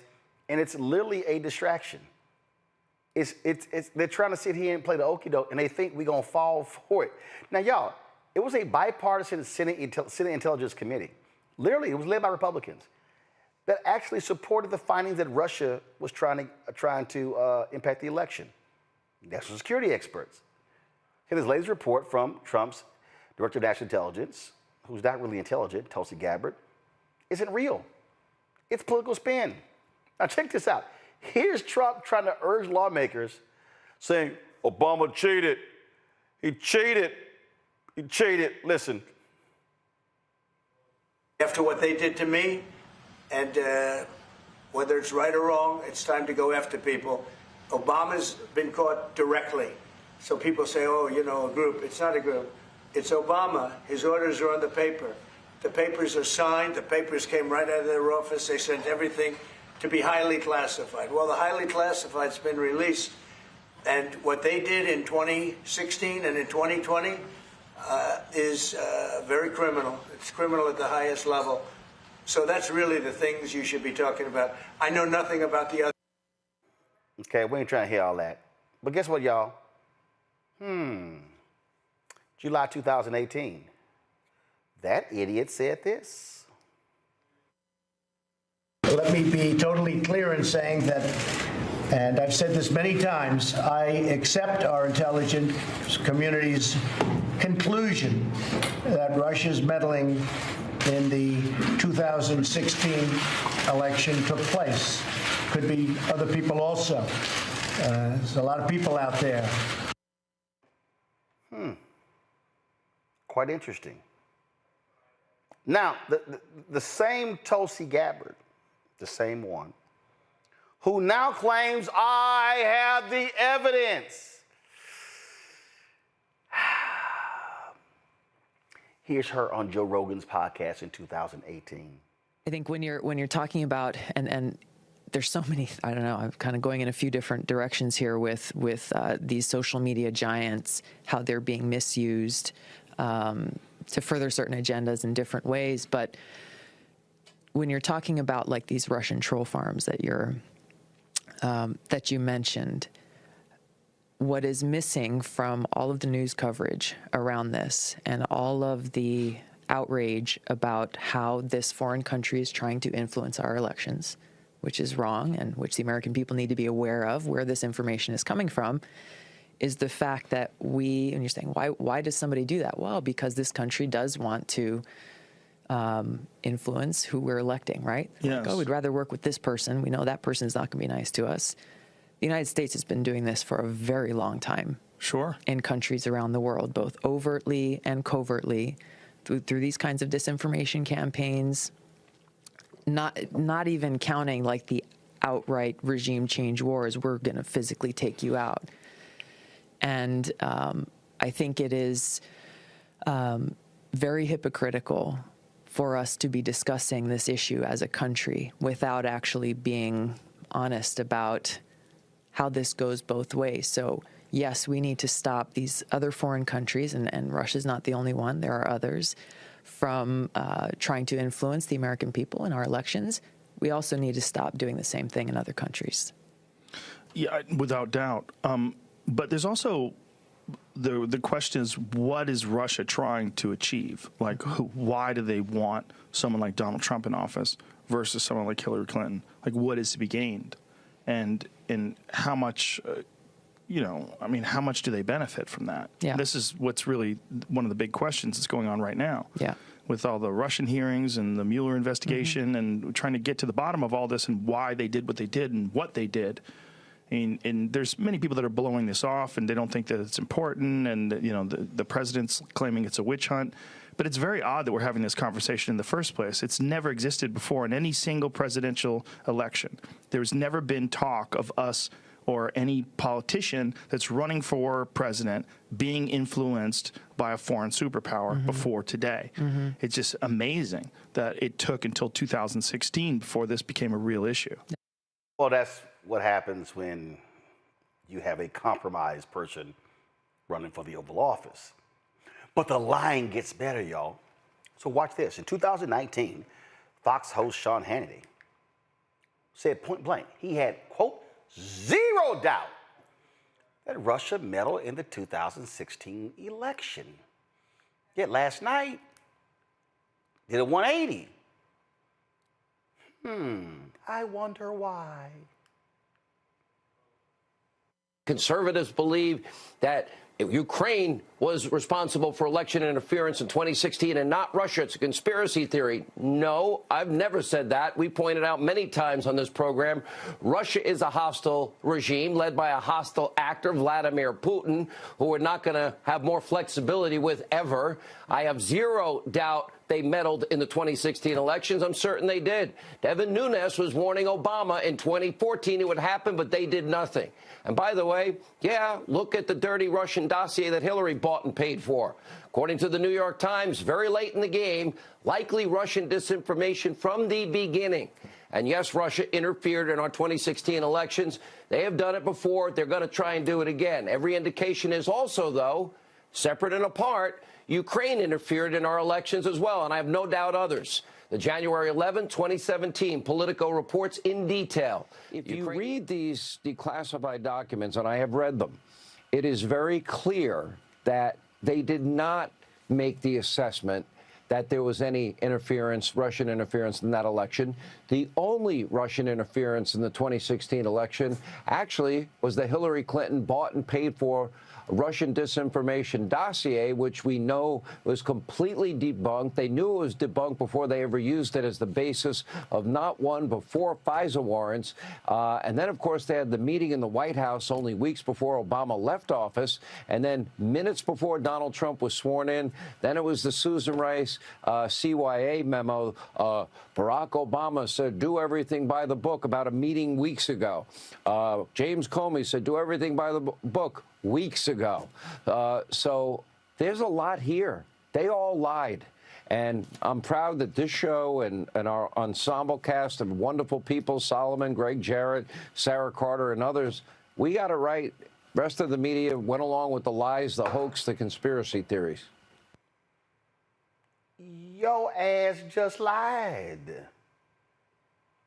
Like, they act like video does not exist of them lying. In fact, Trump's Secretary of State, Marco Rubio, used to be the senator from Florida. This is little Marco confirming Russia's interference in the 2016 election. The cyber tools were used as a means to an end. It isn't necessarily what we should be focused on here. What we're talking about here is active measures. The active measures taken by the government of Vladimir Putin to influence and to potentially manipulate American public opinion for the purpose of discrediting individual political figures, sowing chaos and division in our politics, sowing doubts about the legitimacy of our elections. So if you look at the situation we now face, here's the aftermath. We had an election where, after some intrusions into some state databases, there was a one nominee for president warning about fraud in the election. And then after the election, we have some on the other side questioning the legitimacy of the president-elect because of Russian interference. And we have the president-elect questioning the credibility of the intelligence community because of its findings. This sounds like a pretty effective and successful effort to sow chaos, to undermine credibility of our leaders and of our government institutions. In essence, it sounds like they achieved what they wanted, to get us to fight against each other over whether our elections were legitimate and divide us in the way that sows the sort of chaos that they sought to achieve. It gets better. The crazy, deranged, sicko Tulsi Gabbard, again, the director of national intelligence, who is literally not intelligent, she takes it a step further. Listen to this rabbit nonsense. In the January 2017 intelligence community assessment that President Obama ordered, John Brennan, who was CIA director at the time, and the intelligence community intentionally suppressed intelligence that showed Putin was saving the most damaging material that he had in his possession about Hillary Clinton until after her potential and likely victory. The report goes into great detail about the information that Russia and Putin had on Hillary Clinton, which included possible criminal acts. like secret meetings with multiple named U.S. religious organizations in which State Department officials offered, in exchange for supporting Secretary Clinton's campaign for the presidency, significant increases in financing from the State Department. They also had documents that showed the patronage of the State Department to State Department employees who would go and support Hillary Clinton's presidential campaign. There were high-level DNC emails that detailed evidence of Hillary's, quote, psycho-emotional problems, uncontrolled fits of anger, aggression, and cheerfulness, and that then Secretary Clinton was allegedly on a daily regimen of heavy tranquilizers. Then CIA Director Brennan and the intelligence community mischaracterized intelligence and relied on dubious substandard sources to create a contrived false narrative that Putin developed a quote-unquote clear preference for Trump. If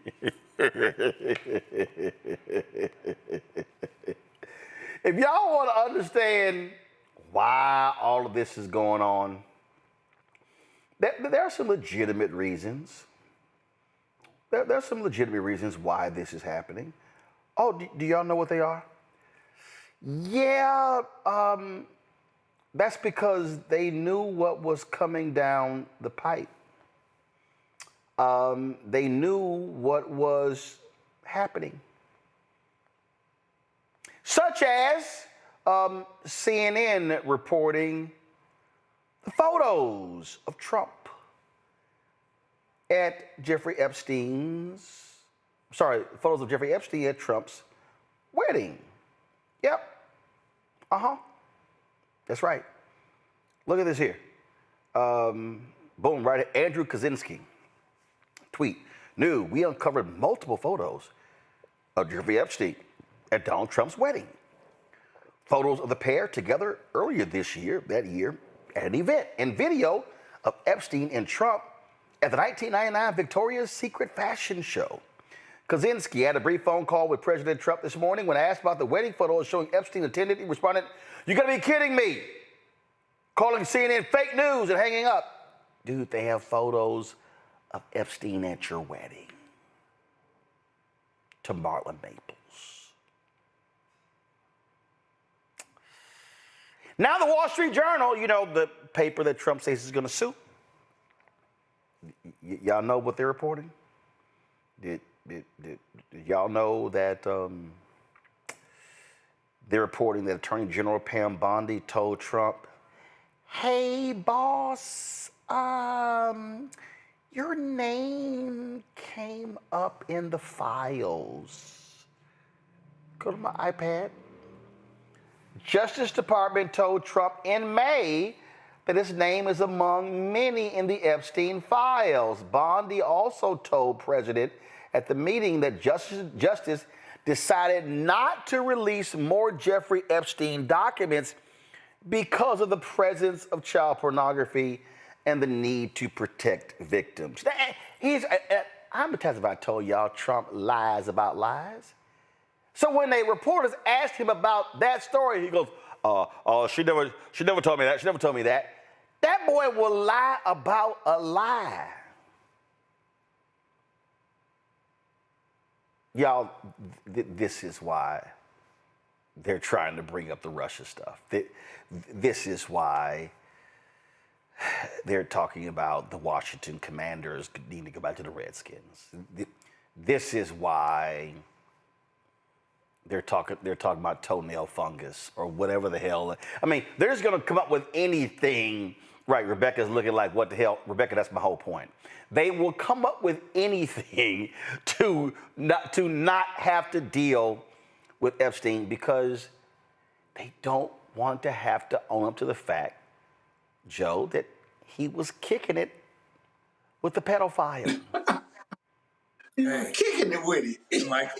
might have been kicking it like Chuck Norris, really. You know what I mean? And so the problem is, so you certainly have to distract, et cetera. You know, Trump and those guys, they kind of do what they do in plain sight, and they expect people not to pay attention to it. And they've had some success on the whole distraction tip, right? You know what I mean? And so it was clear to me, first of all, that whole, oh, let's get some documents released down in Florida was a red herring for two reasons. First of all, they could have been reasonably certain that the judge was never going to allow that, and the judge did not allow that. So you can say, oh, we tried. The other thing, too, is, related to that, it's not going to get released because there are some private things in there, names of people, some of those types of things, private information.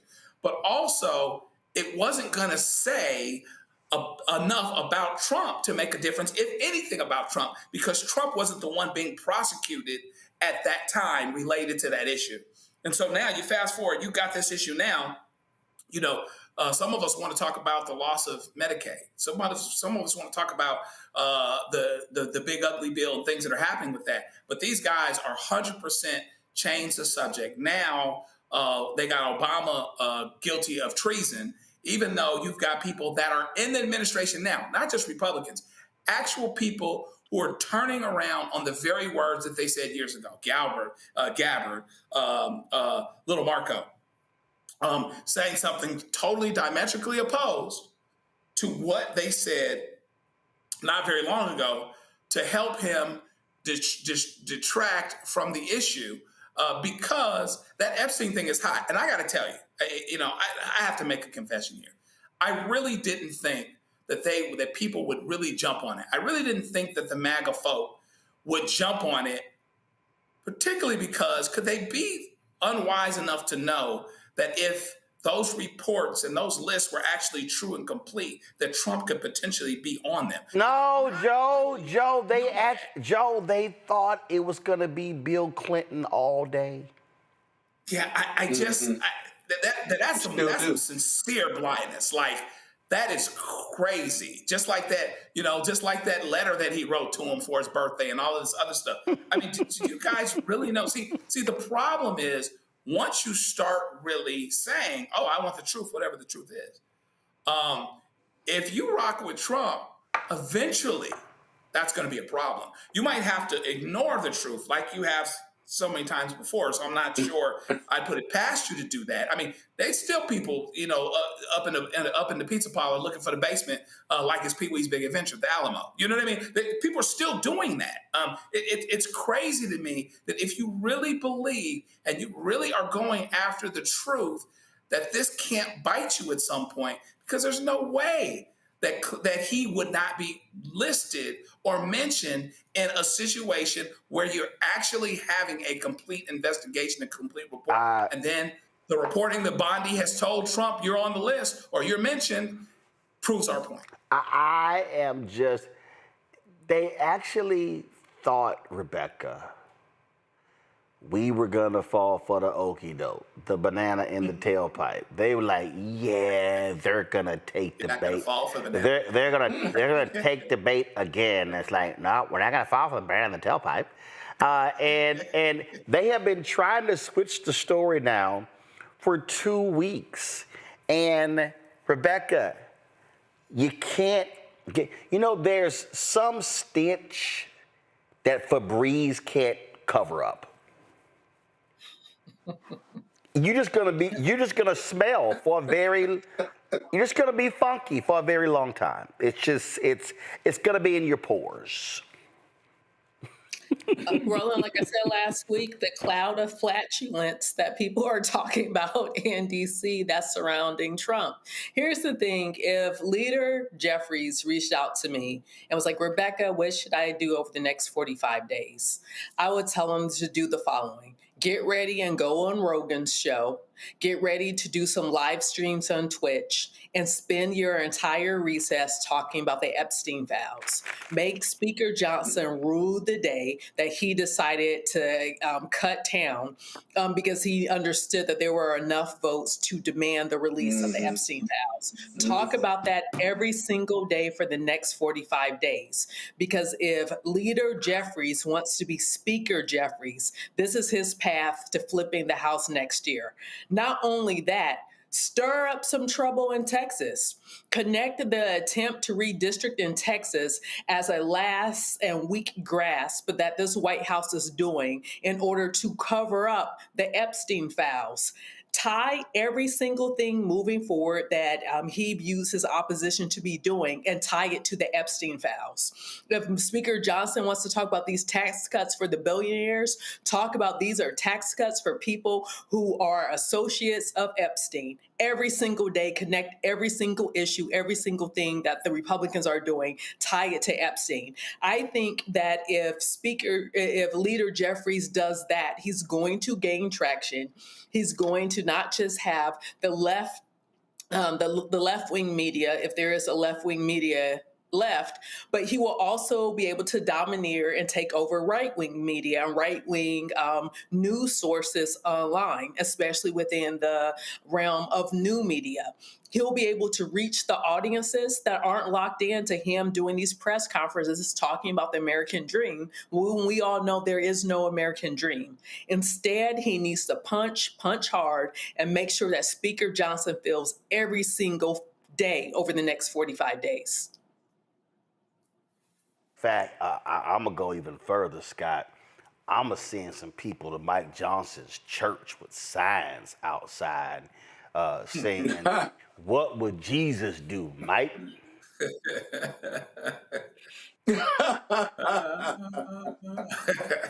Well, Roland, give me the top 3 reasons why Trump would not release these files. He's released the RFK files, you don't need JFK files, you don't need 3. Scott, you don't need 3. Let me make my point. Scott, no, you asked for 3. You don't need 3. Here's 1. No, it's only one reason. You understand. Donald Trump. I was getting to that. No, he hates to admit defeat. So what he will do, he will compound his problem as opposed to admit defeat. You got to remember, he's psychotic. He's deranged. He's narcissistic. And so if he can't control the pieces, he goes crazy. And he's right now like, what the hell, damn it? He literally, remember he said, stop talking about this. He calls Charlie Kirk on the phone. Stop discussing it. And Charlie goes, hey, Trump called me and said, don't talk about it. You know you just turned into another story. And so what Rebecca just said is you hit him every day. You come back in September, you go, say, dog, we're going to vote on that amendment. What are you going to do? He going to send him home for September? Come back in October. Say, bro, we going to vote on that amendment. That's the deal. It's the one thing. He cannot admit defeat because his ego says, I have to always win. Well, but there's another reason, Roland.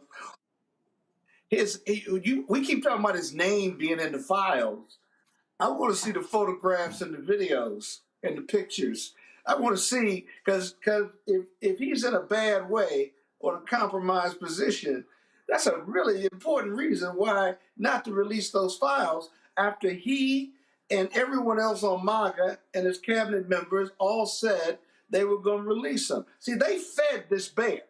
Bondi and Trump and others fed this bear during the campaign. And now the dog is caught up with the car. They looked in the car and they saw Donald Trump there in a compromised position. So now they don't want to release it. Does anybody really believe the guy that said you could just kiss a woman without her permission or touch her in the private part, or that if he wasn't for the woman being his daughter, he'd date her, and he runs around with Epstein for 15 years? If you had to bet on whether he's in the files in a negative way in his mind, you gotta bet on the fact that he is, given his prior background, including the being found liable for sexual assault. I mean, it's just all right there. It's just too juicy to think that there's some other reason. Block out the names of the victims and block out other sensitive stuff, but the rest of it ought to come out. There's no reason for it not to. None whatsoever. 65% of the people want it out. Maybe 80%, I think, want it out. Why? He releases everything, but he won't release this because he's up in it in a bad way.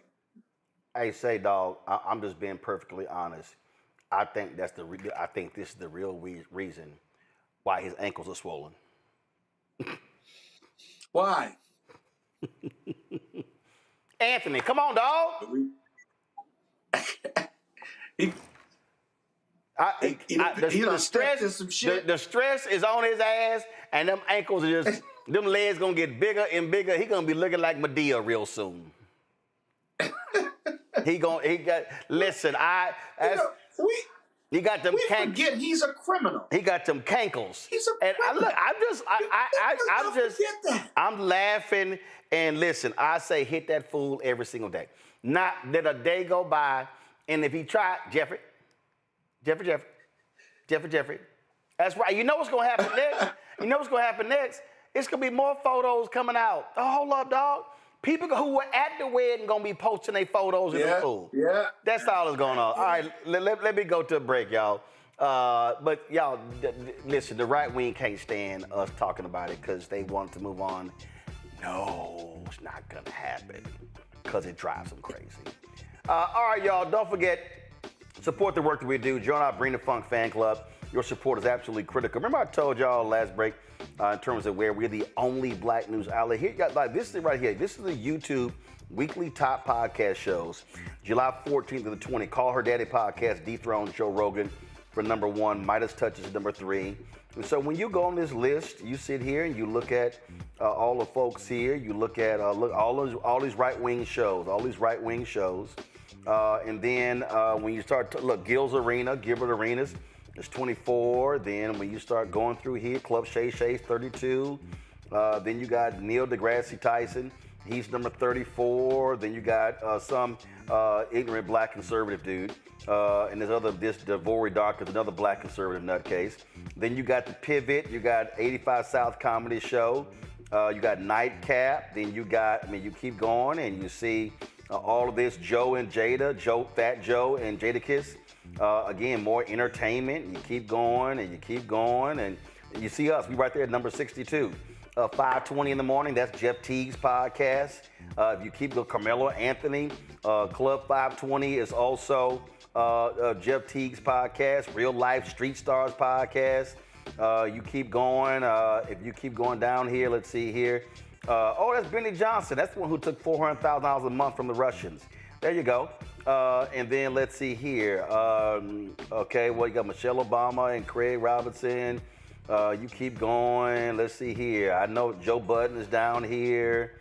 And so, all these folks down here, y'all, when it comes to news information, it's just us. And so that's why the support is absolutely so critical. Your support is critical. So Cash App, you see it right here. This is the QR code we use, Stripe. Click the Cash App Pay button to contribute. You can use the same QR code for credit cards. Check some money order, make it payable to Roland Martin Unfiltered. Send to P.O. Box 57196, Washington, D.C. 2003 7-0196. PayPal R Martin Unfiltered, Venmo RM Unfiltered, Zelle Roland at RolandSMartin.com, Roland at RolandMartinUnfiltered.com. And so get it right there. We'll be right back.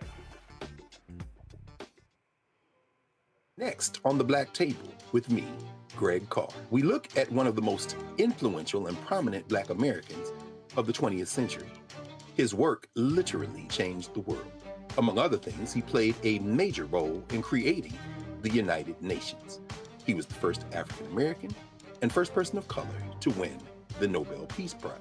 And yet today, he is hardly a household name. We're talking, of course, about Ralph J. Bunche.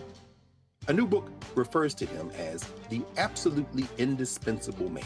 His lifelong interest and passion in racial justice, specifically in the form of colonialism. And he saw his work as an activist and advocate for the Black community here in the United States as just the other side of the coin of his work trying to roll back European empire in Africa. Author Cal Rostiala will join us to share his incredible story. That's on the next Black Table here on the Black Star Network. My name is Lena Charles, and I'm from Opelousas, Louisiana. Yes, That is Zydeco capital of the world. My name is Margaret Chappelle. I'm from Dallas, Texas, representing the Urban Trivia Game. It's me, Sherry Shepard, and you know what you watch. Roland Martin on Unfiltered.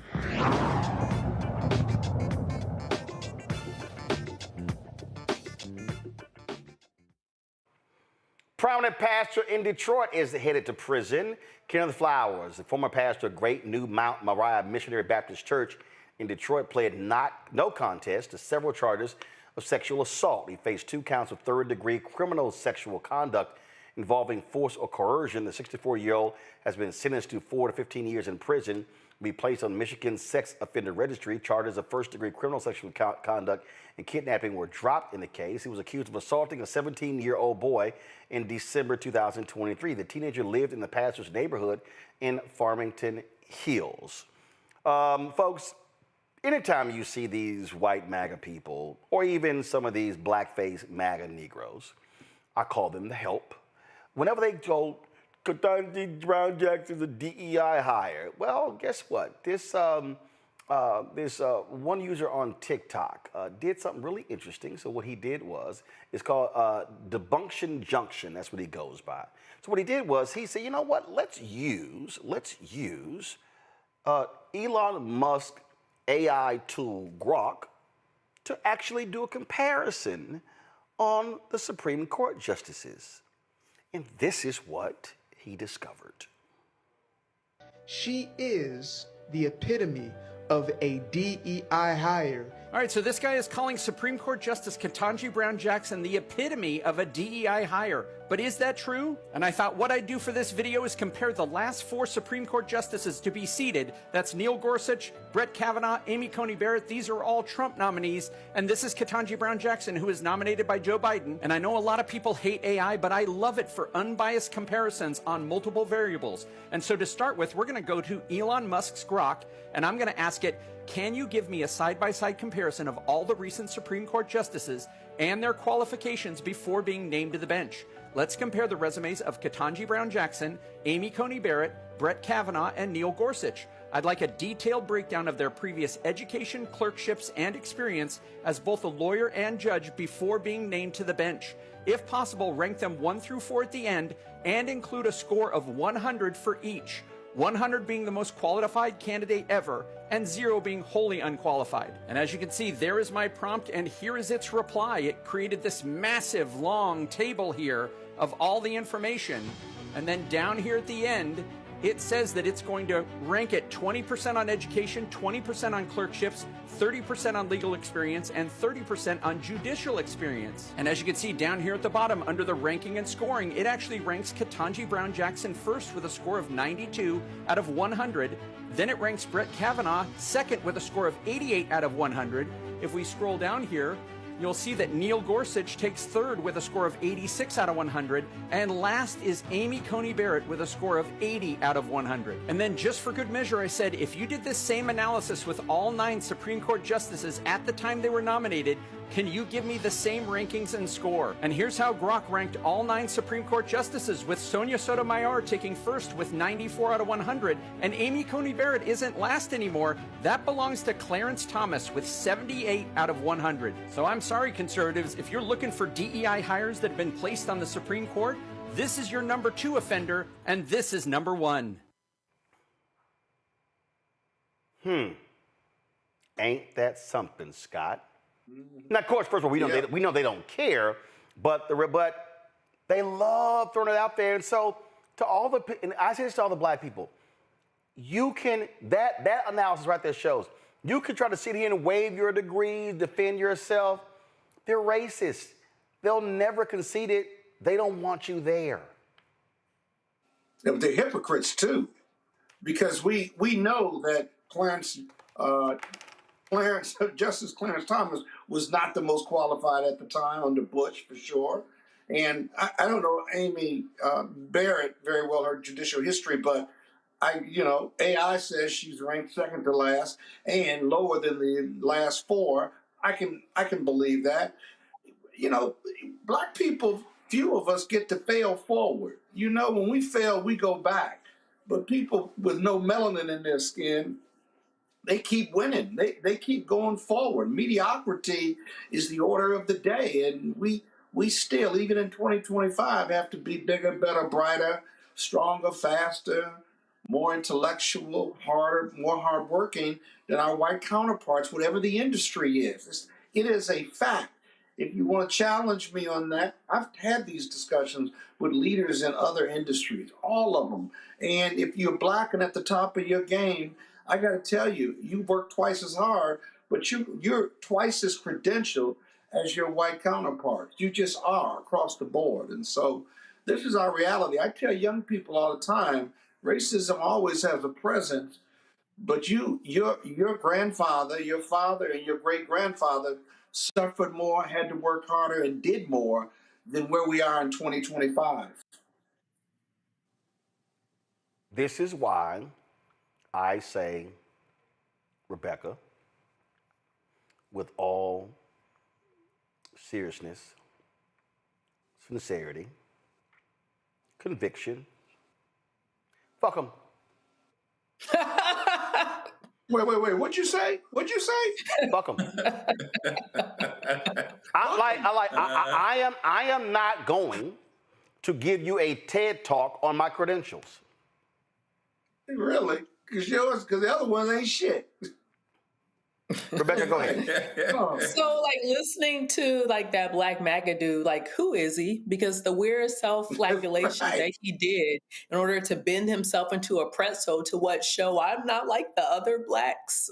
Like, I'm not really understanding what's his point in going after Judge Ketanji. Like, no one asked him.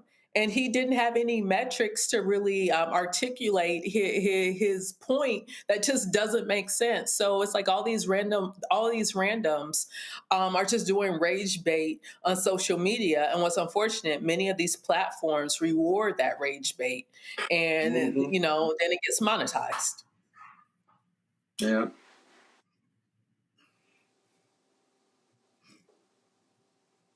And plus, they ain't got nothing else to do. Joe? There was no sister getting to the Supreme Court unless she was airtight. So I knew once she got there that she was the real deal because she had to be. Oh yeah. That was her reality. And so even then, it's just straight. It's all the more frustrating when they get a brother to talk about it. Now you got to go through all these changes, take away this dude's BSU card, disinvite him to the barbecue. I mean, the whole thing. It's just crazy. And then, aside from being papered up from a standpoint of having the qualifications, which she has, and on paper, she runs rings around Amy Coney Barrett, to be honest with you. Even then, after you do all that, there's this multiple social languages that we have to speak, where we're in the belly of the beast all the time. So not only do we have to be better on paper, do we have to be better from a qualification standpoint? I believe we do. I also believe that intangibles and other things that don't make it to paper, we have to be better at as well, because you've got to be able to speak all of these social languages. And even after you do all of that, there are people that would actually tone their mouth to say that this is a DEI hire. But most of the time, all of that is deflection. When they say there's a DEI hire, they know that they've got a legacy son that has no business at that university or on that job, but he got it anyway. When they say that, you don't belong here, no, it's because you know that you don't belong here. Or something the other day, they were talking about naming, I don't know, the Met or some place after Melania Trump. The Opera House at the Kennedy Center. The Opera House, which is a joke because she can't even spell opera. Right.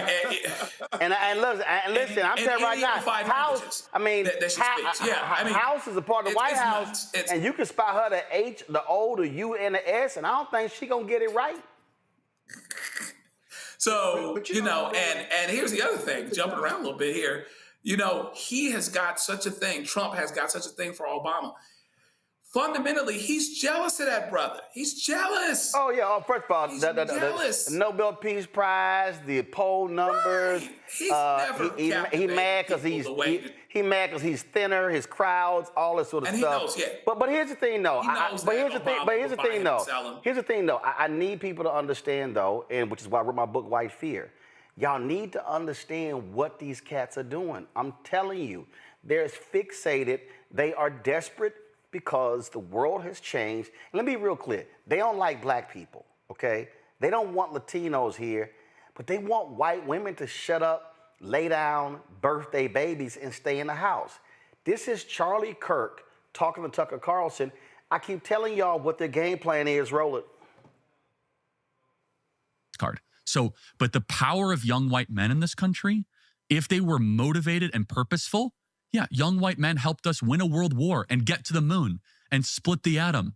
You better give him weed and fentanyl and benzodiazepines and DraftKings and porn just to kind of disable them so they don't rise up and eat you.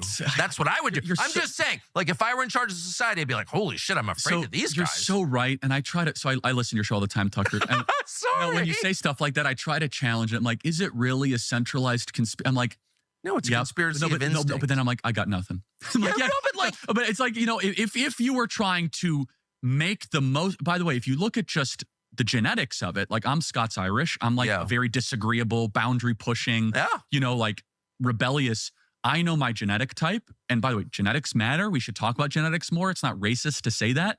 So my genetics come from all the way, you know, from Scotland, from the Maxwell clan, you know, fought alongside William Wallace. But if you want to like kind of calm down that kind of Appalachia fighting spirit, man, you would do what you're doing right now. It's a Protestant spirit. I mean, let's just get Of course it is. Let's just get really honest about it. It's the people who founded the country were Protestants. I'm as pro-Catholic as anyone could be. My best friends are Catholic. I'm Calvinist too. Not against Catholics at all. I love Catholics. However, this country was founded by Protestants because they think for themselves. And they're the legacy, you know, they're the heirs of Martin Luther, who took on, you know, the 1500-year-old church by himself. Totally. You know, they are people who believe they communicate directly with God, that their conscience is more important than federal law. And they're really hard to deal with. And so you have to destroy them first. And they did. Well, they're not done yet. There's still a lot. And that's... Well, I know some. I am one. But by the way, even the young men that are currently lost, let's bring... That's what they want, Rebecca. They are trying to they're trying to galvanize young white men because and their whole deal is to these white men, you're being left out. It's DEI. It's those women. It's them. And it's these feminists. And they're taking your jobs, taking your opportunities. And Charlie Kirk's whole mission, and Charlie Kirk is a white male college dropout who is not the brightest bulb in a dark room. And he actually represents many of these dumbass white men in the country who want, they're the ones who want to go back to how America used to be, where they ran everything. Rebecca, go ahead. Yeah, so the ideology that he's espousing is of the 3%ers, right? The 3%ers really isn't about a quantifiable 3%, but is literally, they believe there are three sets of people who belong in this country. The first set are the WASP. So when you hear them talk about the white Anglo-Saxon Protestants, specifically, we're not talking about Eastern Europeans or those white immigrants, European immigrants who came in like second, third, and fourth, and fifth, and whatever current wave we are in European immigration to the United States. They're talking about those original descendants of Anglo-Saxons. That was very clear listening to both Tucker and Charlie talk about it. They believe that they're the first folks who actually have the authority or are the true Americans. The second group are veterans. They believe that if you fought for this country, then you too are owed a piece of this country. The third group, ironically, are descendants, African descendants of American slavery, because they believe, and I'm part of that group,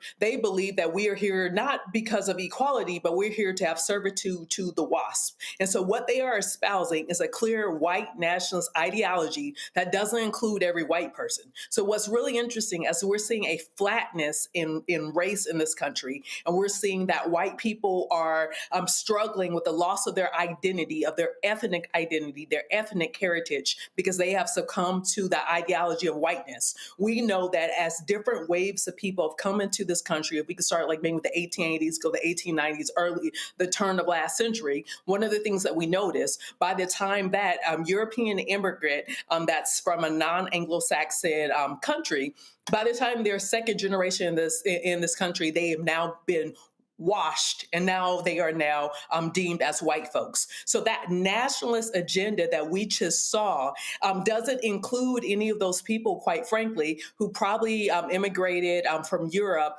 probably post 1830s. So it's really interesting, especially when we look at our Hispanic brothers and sisters trying to talk about how they're white just because they're ethnically Hispanic, but racially they are considered white.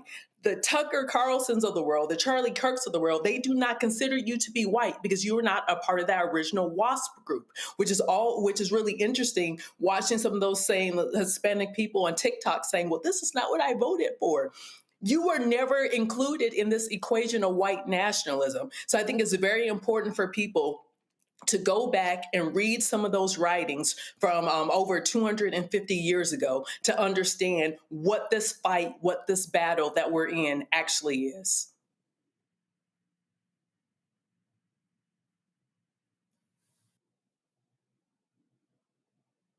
Joe,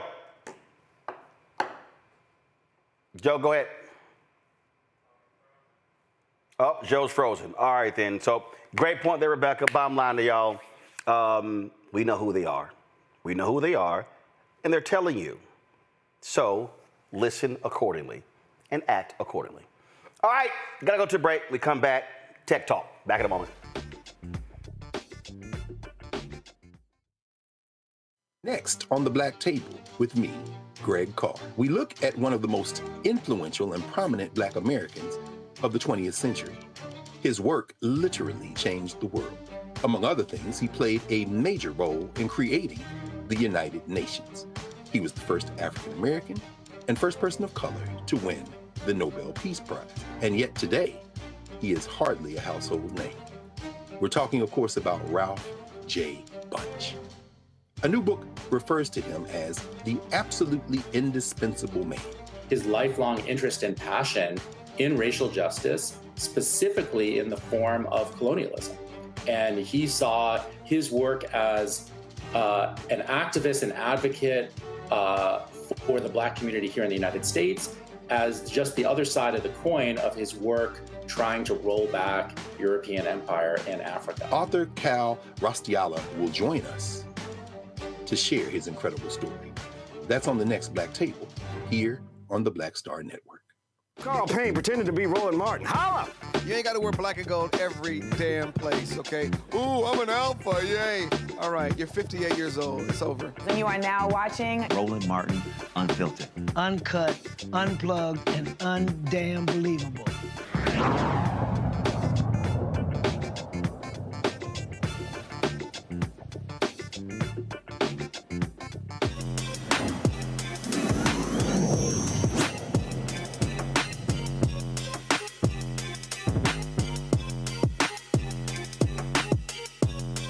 Hey, control room, do a check for me. All that hating from Chris Spencer.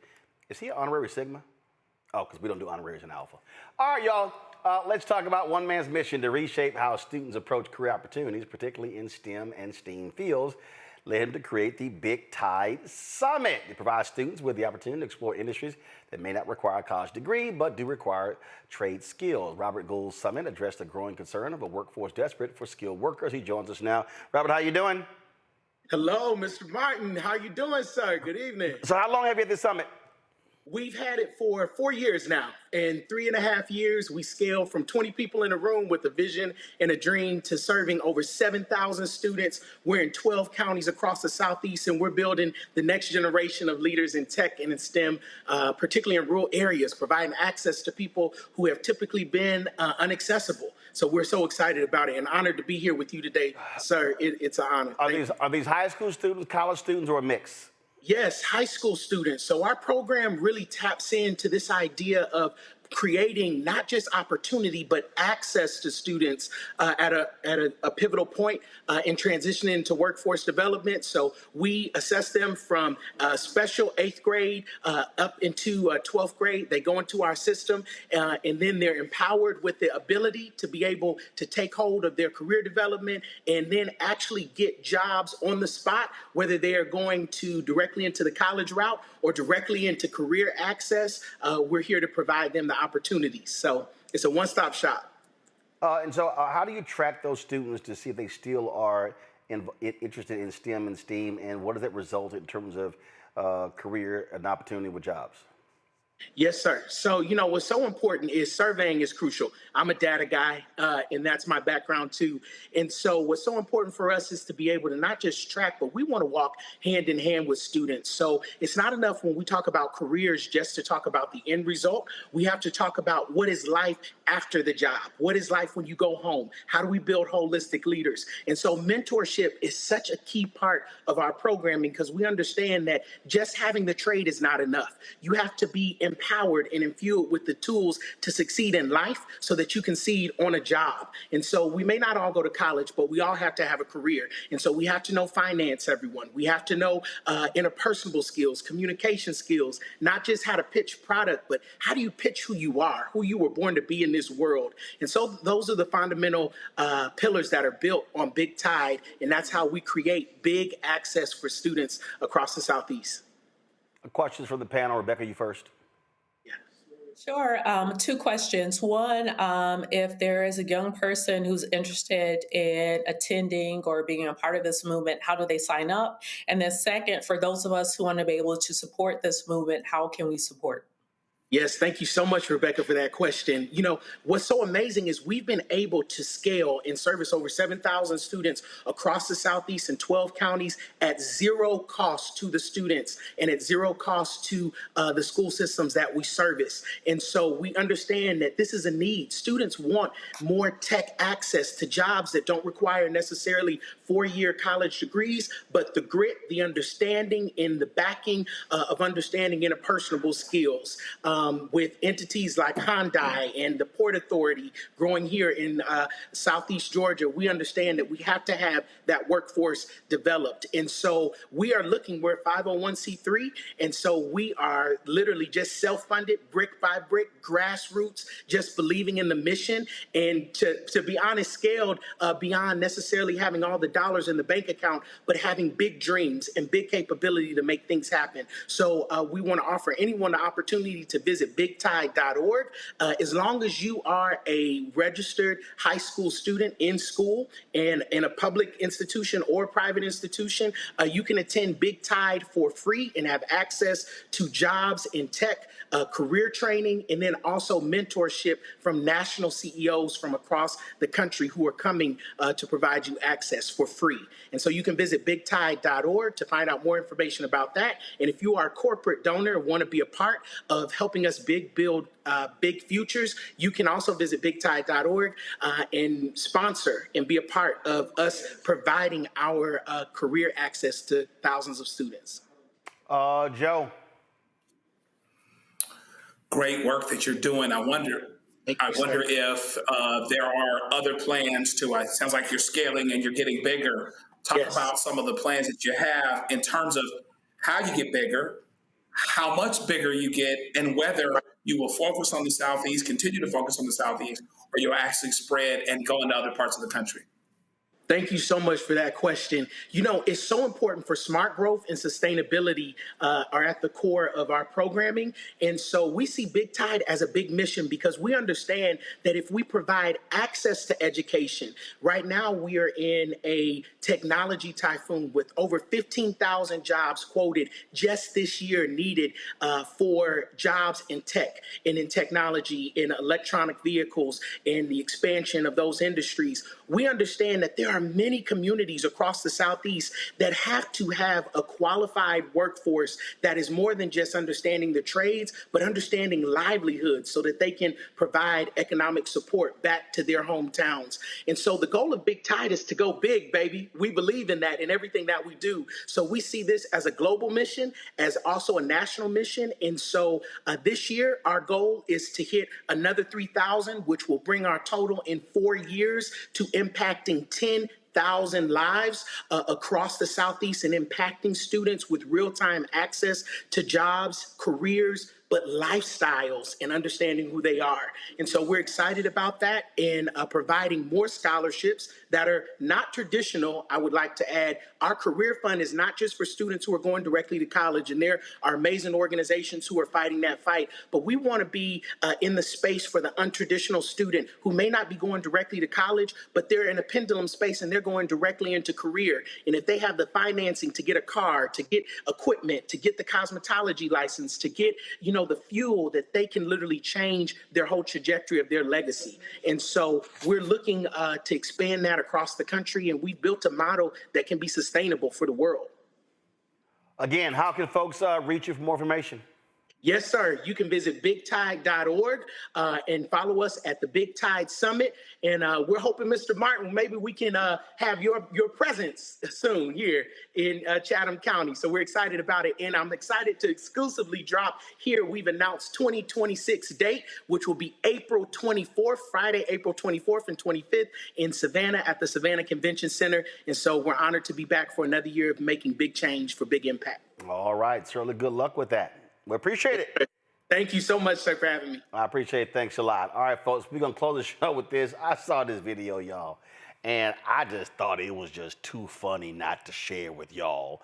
A lot of these little white, crazy MAGA people love to keep talking about, go back to Africa. So this one brother was like, all right, that's what y'all want me to do? Help me. Go back to Africa. Say less. All right, folks, you asked and you shall receive. So let's fucking make this shit happen. I have now started a Give, Send, Go campaign to send my black ass back to Africa. The goal is to raise $30K by August 12th. Because tickets are expensive, visas are very complicated. I'm black, inept, broke, and I need help from you good white people. Please. Don't just waste your time and energy writing angry comments in my comment section. Actually do something about it. You can actually make a difference. Every dollar that you donate gets me one step closer to disappearing from your perfect America and far, far away from you and your beautiful white children. So help me leave for good. It's a win-win for everyone.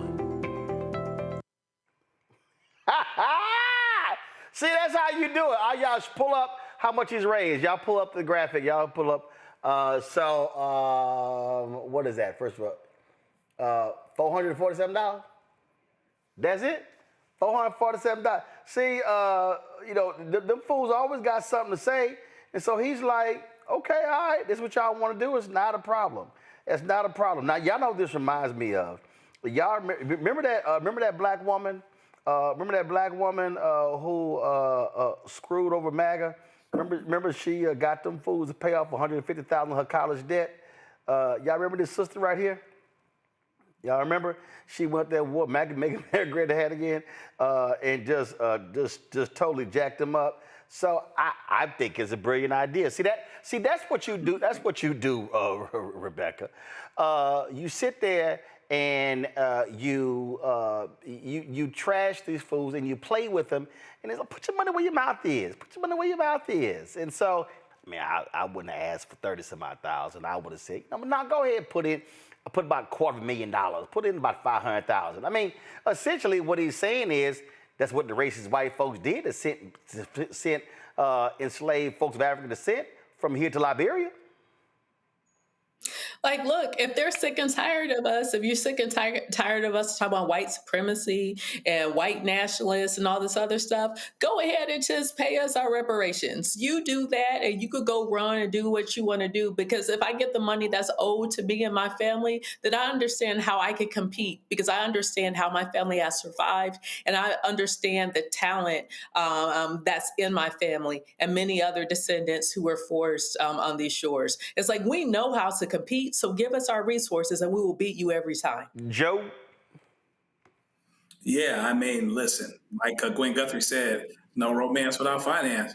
So I'll be from Missouri, so just go on and show me the money, and we can talk and see what's what. You want to hustle, put your money where your mouth is. Let's see. Love not in word, neither in tongue, but in deed and in truth. So pay me, run me my money, and that'll be that. Yeah, it's as simple as that. So all y'all folks who run y'all miles and everything, I mean, that's how you hit them with. Oh, real quick, before I go, you know Trump people going crazy. You know Manuel Abrego Garcia, you know, they've been bouncing that man back and forth from Maryland to El Salvador and back, trying to charge him with you know, sex trafficking and everything. Well, guess what? A federal judge in Tennessee said, hey, y'all got to release him. Then a federal judge in Maryland said, y'all got to release him too. And then told ICE, y'all can't rearrest him. So they don't know what the hell to do, but I'm sure they're going to probably appeal to the Supreme Court. But we're dealing with incompetent people. That's what we're dealing with, and that's what happens. MAGA wanted this, and so we got to deal with this crap for the next 3 years and 6 months. But I love it when they take L's. All right, Scott had to go early. Let me thank Joe. Let me thank Rebecca. I really appreciate it. Thank you so very much. Hey, folks, thanks for tuning in as well. Don't forget, we want y'all to support the work that we do. John Brina Funk Fan Club. I told y'all, I showed y'all earlier, that when it comes to, you know, you're watching one of the top podcasts on YouTube in the country. They came out with their ranking. Last week, I think we were 76. This week, we're 62. And we're the only black news podcast. We're the only one on this whole list, y'all. Everybody black, everybody else is entertainment, sports. Neil deGrasse Tyson, you know, he does astronomy, science, whatever. But hey, ain't nobody else doing black news. Y'all, there's nobody else doing what we're doing here at the Black Star Network. Nobody. There's nobody in black-owned media doing what we're doing. When it comes to covering stuff and who's going to be on the scene, like I had some fool on my talking about, yeah, you ain't out here in the streets. Really? It's amazing how many times we broadcast from all around the country. Quite interesting, quite interesting. So we're doing the work, but your support is critical. Our goal is to get 20,000 fans raising $1 million. It's $50 each a month. $4.19 a month, 13 cents a day. If you want to contribute via Cash App, use the Stripe QR code. You see it right here. Click the Cash App pay button to contribute. Then, of course, checks and money order to make it payable to Roland Martin Unfiltered. P.O. Box 57196, Washington, D.C. 20037 7-0196. PayPal, R. Martin Unfiltered. Venmo, RM Unfiltered. Zelle, Roland at RolandSMartin.com. Roland at RolandMartinUnfiltered.com. Venmo, again, RM Unfiltered. Zelle, Roland at RolandSMartin.com. Get my book. Download the Black Star Network app, Apple phone, Android phone, Apple TV, Android TV, Roku, Amazon Fire TV, Xbox One, Samsung Smart TV. You can also, of course, get my book, White Fear, How the Browning of America is Making White Folks Lose Their Minds. Available bookstores nationwide. Get our Roland Martin Unfiltered gear, like the t-shirt I have on. This is FAFO 2025, our new shirt. We put Project in here crossed out. I'll get that this weekend. So you want to get our new shirt. We got a new vendor as well. So go to shopblackstarnetwork.com for our shirts, hats, mugs, all that good stuff. Also, if y'all want to get some black-owned products, so you see them right here to my right, all these products here are on our website, shopblackstarnetwork.com. Now, to give me a shout out to this, I don't want the wide shot. Give me a close-up of the products. You got Leafy toilet paper. You've got Kavan Foods. You've got the Relish. You've got all these products right here. Go to shopblackstarnetwork.com. And, of course, support fan base. Download the app. And, of course, if you want to participate in their Series A raise, then you can also, the goal is 17 million. You can get that get more information at startengine.com/fanbase. Y'all, that's it. I'll see y'all tomorrow right here. Roland Martin Unfiltered on the Black Star Network. Time for Truth Talks. Holla!